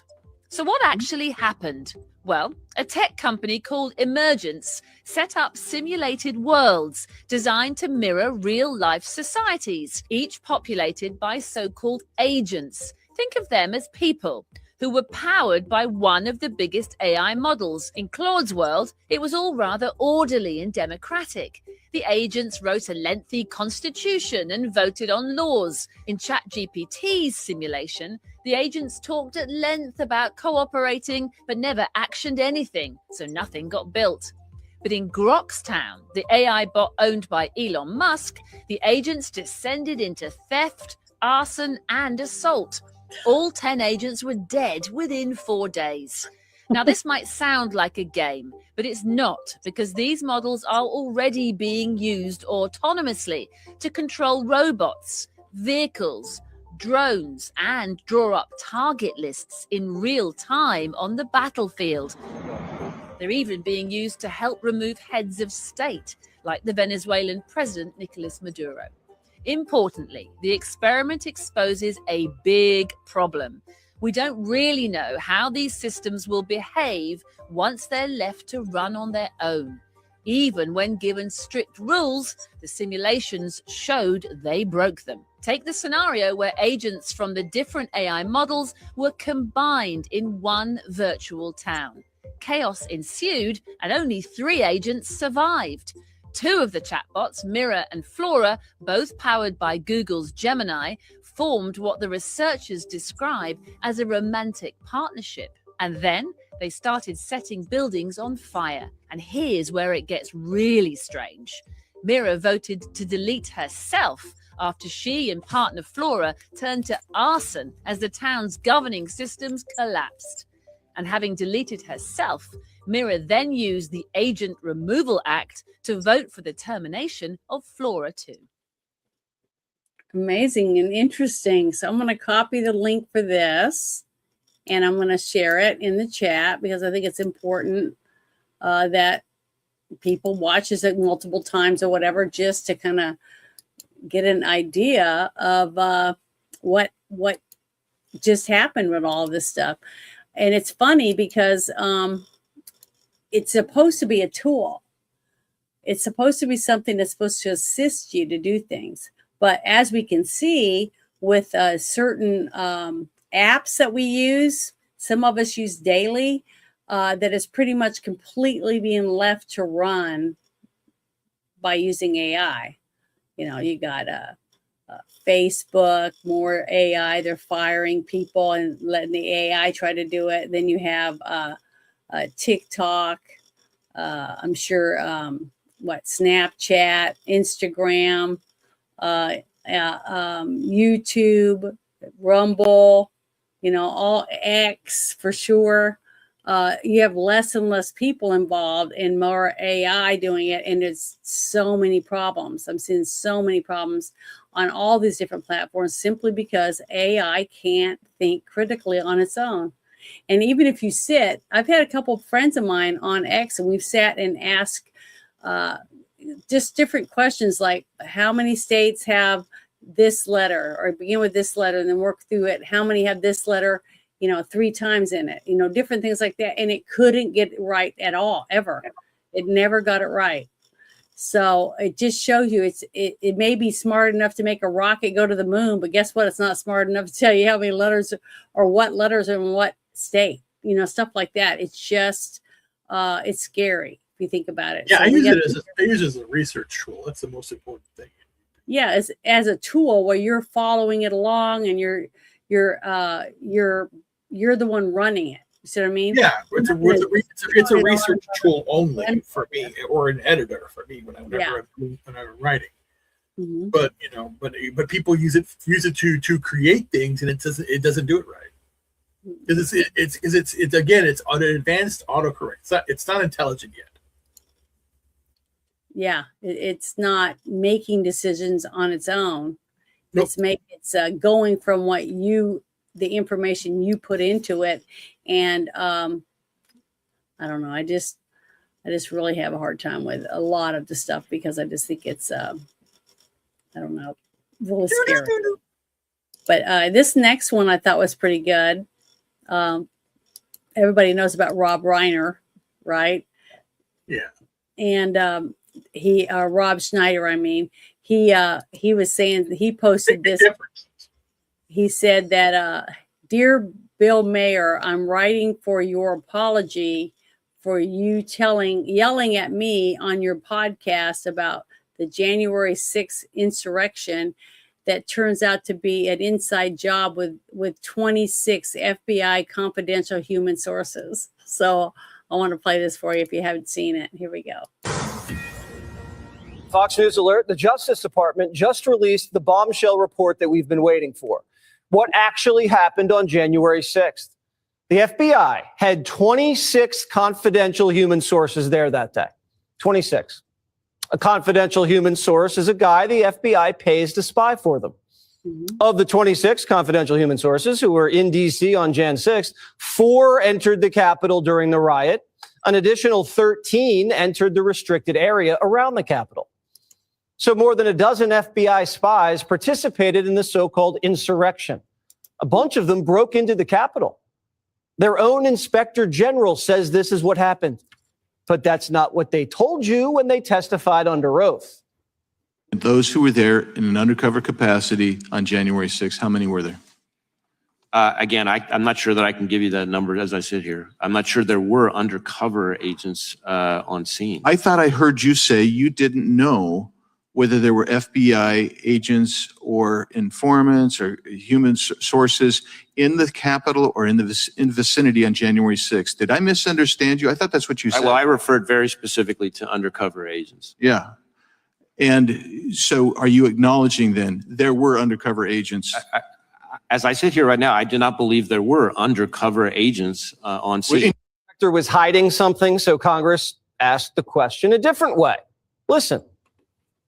Did you have confidential human sources dressed as Trump supporters inside the Capitol on January the 6th prior to the doors being open?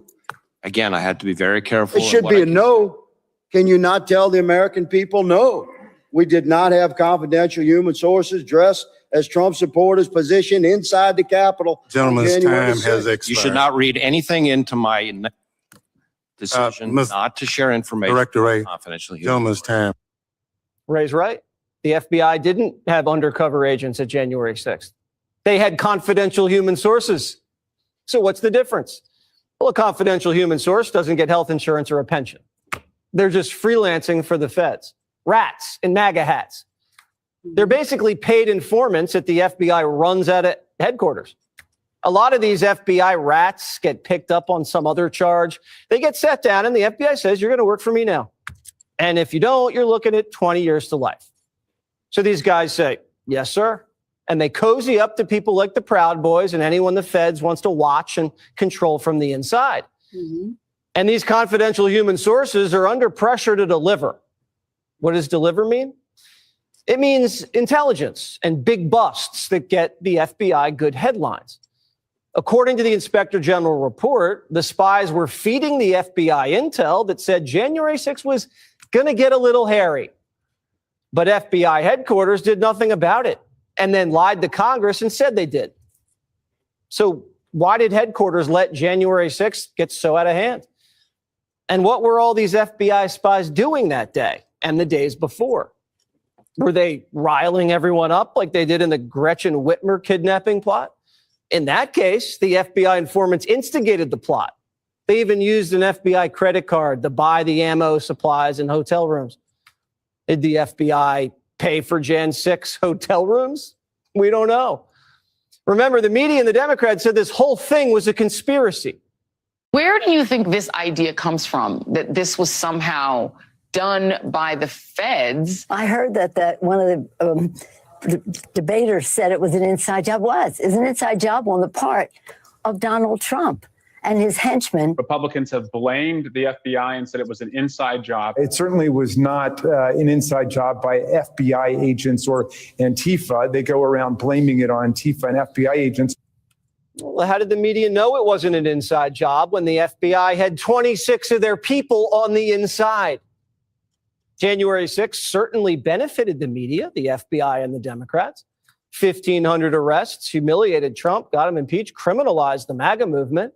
Trump got indicted over January 6th, remember? They tried to throw him in prison over this. The January 6th committee, it's all Democrats did for 2 years. Why didn't the committee find any of these snitches? They did a one-sided investigation and teed up Garland to charge Trump so they could run against a convicted felon. So the media is going to apologize, right? No. Hell no. The media today is cherry-picking the report to say there were no undercover agents there on January 6th. The whole thing's a conspiracy. These aren't articles. They're FBI press releases. And they wonder why their ratings are trash and no one trusts them. It's because of this. They don't want the truth. They want to hide it if it hurts the left. And they can't admit they were wrong because it's too embarrassing. And they were a part of the cover-up. But the FBI is worse than the media. The FBI knew what was in this report. They covered it up before the election. And then the director says he's resigning the day before it comes out. Give me a break. This kind of sliminess is why Trump nominated Kash Patel. I wonder what else Kash is going to find in the bureau when he looks under the hood.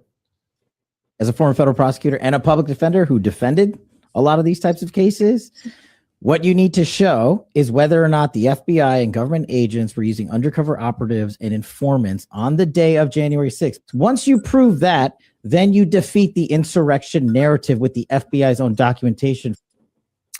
And what does this report do to the January 6th defendants? None of the confidential informants were arrested or charged. These guys were right alongside everyone walking into the Capitol.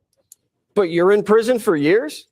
Now, if you're a defense attorney for a Jan 6er and this drops after the case was decided, that could change everything. Constitutional law professor Jonathan Turley says this, quote, there is a question of why the confidential human sources who entered the Capitol were not charged as part of an operation that the Justice Department described as an effort to shock and awe, targeting everyone involved that day. This report does not find specific wrongdoing or direction from confidential human sources in the rioting. Congress, however, is likely to seek more information on these sources and their conduct on the day. Are you allowed to commit crimes as a spy for the FBI and not get charged? Because they said this was the greatest attack on democracy ever. Said it was up there with 9/11. Traitors, they said, seditionists. They're off scot-free. You can try to overthrow the government if you're an FBI rat and just walk away. Congress has to find out. And what does this mean for pardons? I mean, the Hunter Biden pardon already greased the runway for Trump, but this report's all the ammo Trump needs. He told Time Magazine, it's going to start in the first hour, maybe the first 9 minutes. Now, if I were president, I don't think I'd pardon J6ers who were slugging cops, but if you were wandering around peacefully, come on. And it's not just Kash Patel that's going to clean house. Tulsi's on deck. I'm here with Tulsi Gabbard. She's here on the Hill meeting with my colleagues. She's going to be a great DNI, a Director of National Intelligence. It's a really important job. It oversees all of our intelligence agencies, and it's in need of reform. I think everybody would admit that. And so we need to bring in a reformer. Now, the deep state's never been this backed into a corner, ever. We have Trump assassination files that we want to release, JFK assassination files, COVID files, Epstein, Diddy. What about that pipe bomb? Is the FBI still working on that one? Who planted that? It's just another conspiracy theory that you were right about. The lab leak, the laptop, and now Jan 6. No wonder Biden's under pressure to dish out more pardons. Who knows how high this thing goes? Yeah, it's good though to see it finally being talked about as a reality and not just a conspiracy theory. At least we have that. But this next thing that I'm going to bring up goes along with that, continuing on to it, whatever. So let me get it. I think it's this one. Let's see. Yeah, here we go. Okay. I wanted to bring this up after that, and because I think it's very important. So here we go. Let me make sure that we can hear it. Justice Department has this new fund that was announced today, $1.7 billion. Yeah. Why should taxpayers pay for the January 6th? Well, it's been very well received, I have to tell you. I know very little about it. I wasn't involved in the whole creation of it and the negotiation. But this is reimbursing people that were horribly treated. It's anti-weaponization. They've been weaponized. They've been, in some cases, imprisoned wrongly. They paid legal fees that they didn't have. They've gone bankrupt. Their lives have been destroyed. And they turn out to be right. I mean, it was a terrible period of time in the history of our country. And they worked on it. I know the Justice Department, it's really been working on it very hard. There's been numerous other occasions over the years where things like this have been done. But these were people that were weaponized and really treated brutally by a system that was so corrupt, with corrupt people running it, and they're getting reimbursed for their legal fees, and the other things that they had to suffer. Yeah, he's talking about the January Sixers. They're going to get reimbursed. It says the Supreme Court found that the government illegally charged hundreds of J6ers with a 20-year felony. Every American should be livid about that.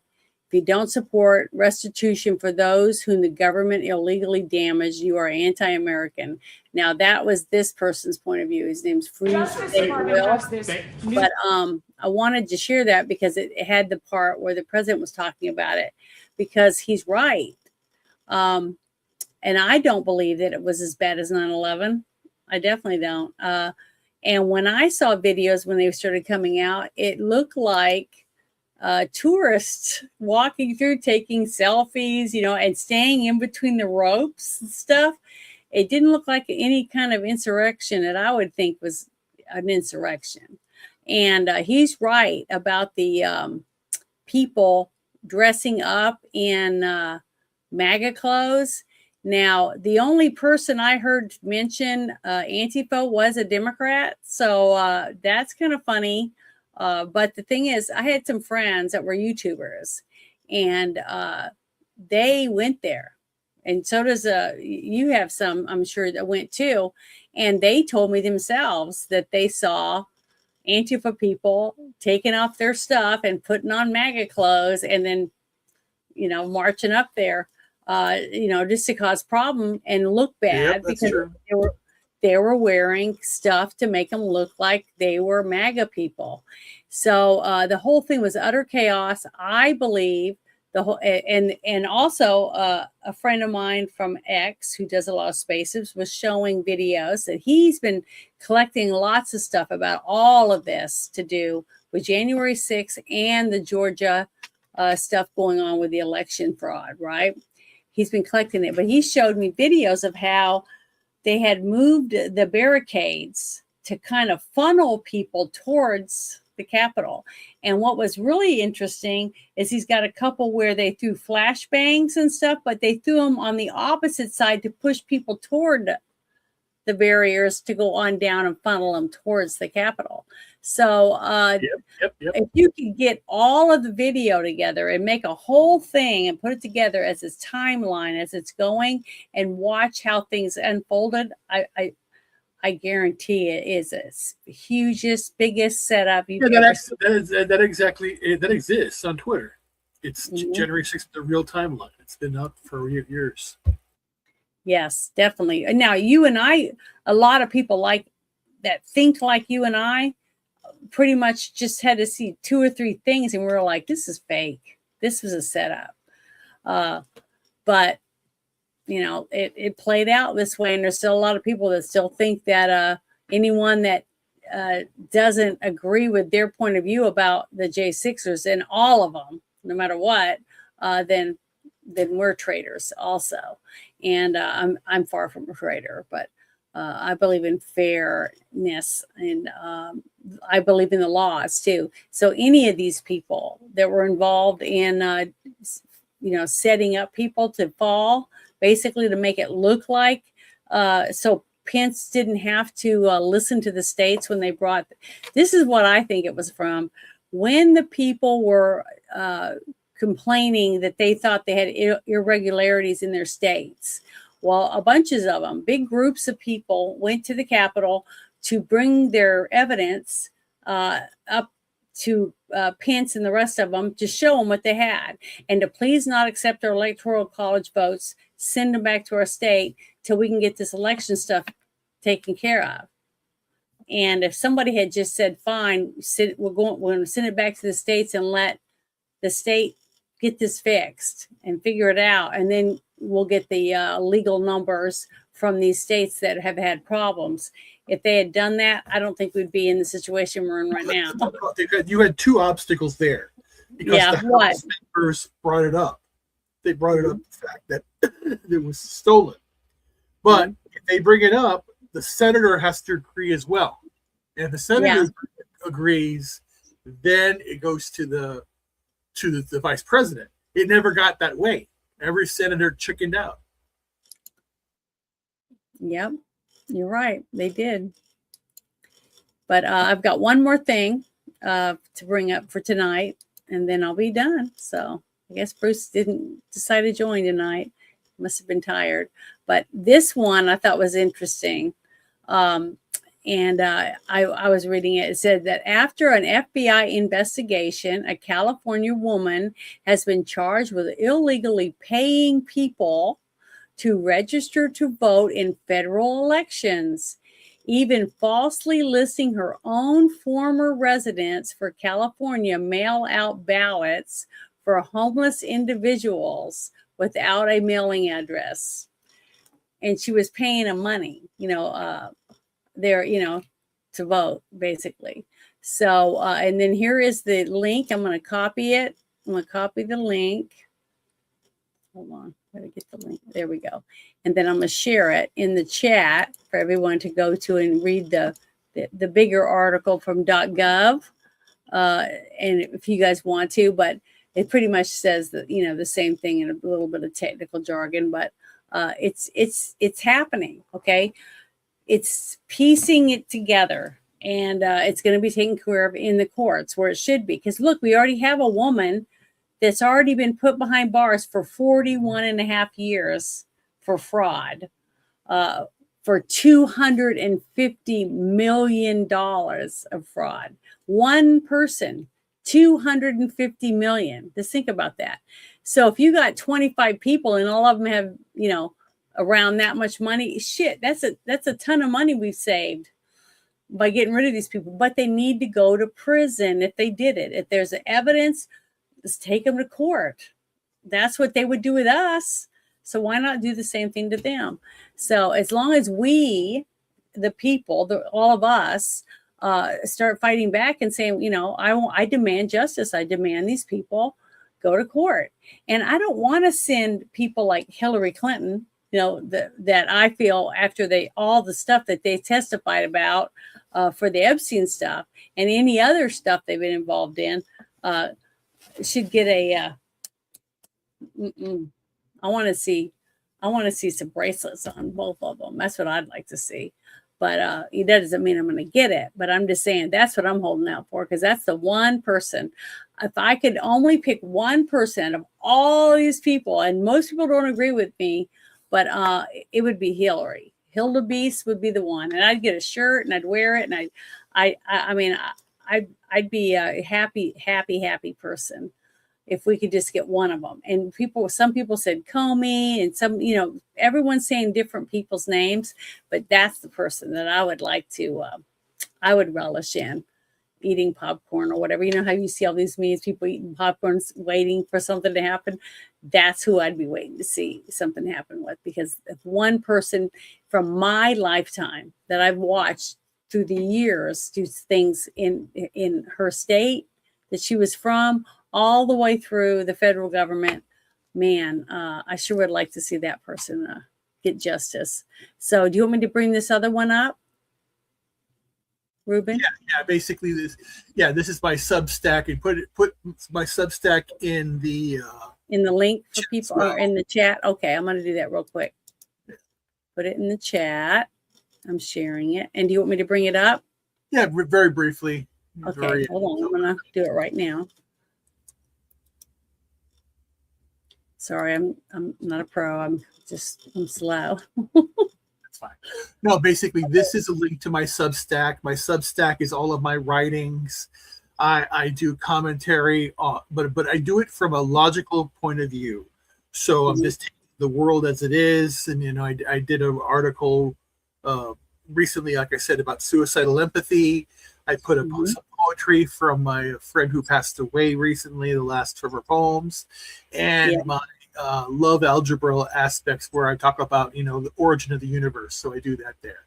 So basically, go out there. I have a paid subscription. I have books out there that are out there, but I did One Nation Under God very recently. There was someone that basically was saying a lot of different articles I put out there.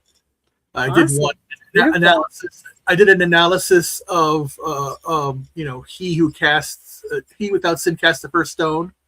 It's a typical analysis. I have lots of these different things out there. Do biblical analysis, theological analysis, like philosophy, everything. So go out there and read my articles out there and my stories. Okay, well, great. It's nice. You did a lot of work on it. It's looking really good. Yep. But thank you so much for hanging out with me tonight. I appreciate it. I hope you And one last thing, basically, out there to everybody out there, I'm just I'm looking for a new place to live. I'm basically decided that I'm leaving the state of Illinois. Everything has now been sold. My wife's old stuff's been gone. My friend who passed away just about last week, all her stuff's now being sold and gone. So I'm basically looking for, a place to go away and just, start over, brand new. I have no ties here in Illinois now. Everyone I know is dead, so it's like I'm moving on. Okay. Well, did you put that on your? Yeah, I put it out there. So yeah, Well, I just want to say thank you to everyone who came to hang out for a little bit in the chat or whatever. And you like it in Mississippi, you said. It's nice here in Mississippi. Now, I've been to Mississippi a few times, and it's beautiful. It really is. I think the South's beautiful. I mean, you can tell a subtle difference. Yeah, I want to go south. I want to go south. So yeah. But yeah, each of these states have their own unique qualities. So just start digging around and see what you can find. Yep. And I told Bruce that you were gonna get a hold of him. And Yeah. I haven't had a chance yet. I gotta get through that. I gotta get his number. When you tomorrow, if you can stop in while we play, because we play all day long. Oh, the game? Yeah, just stop in and say, hey, he might, Yeah, no problem. Yeah. Bring me in and you guys can, gab a little. Right. But just, I'm just putting out, I'm trying to find a place to go. A room. I'm looking for, I'm at the point now, I don't want an apartment. I want a room in a place because there's nothing. I don't watch television. Mm-hmm. I read and I'm writing. It's all I'm doing. So I'm just ready to just relax. Okay, well, it sounds good. But thank you, everyone, and you guys have a wonderful weekend. And I'll talk to you later because I'm going to be playing games tomorrow. And then Sunday, I think it's called The Gauntlet or something like that is the movie that we're reviewing with Tyne Daly and Clint Eastwood. So I thought I'd watched it, but when I went and watched the trailer, I don't remember anything about it. So I don't think it's that one either. I haven't seen. So hope to see you guys sometime through the weekend. Just stop and say hi or whatever. But you guys have a wonderful weekend. Talk to you later. Bye, everyone. Boys and girls all over the world are being abused and tortured. The worst moments of these children's lives, they're being videotaped and they're being shared with other offenders all over the world. Many people would refer to this as CSAM, child sexual abuse material. They are suffering and they don't think that anyone is coming to help them. But we can. We can build that army and we can go get them. Come be a part of this team that is trying to push back this evil.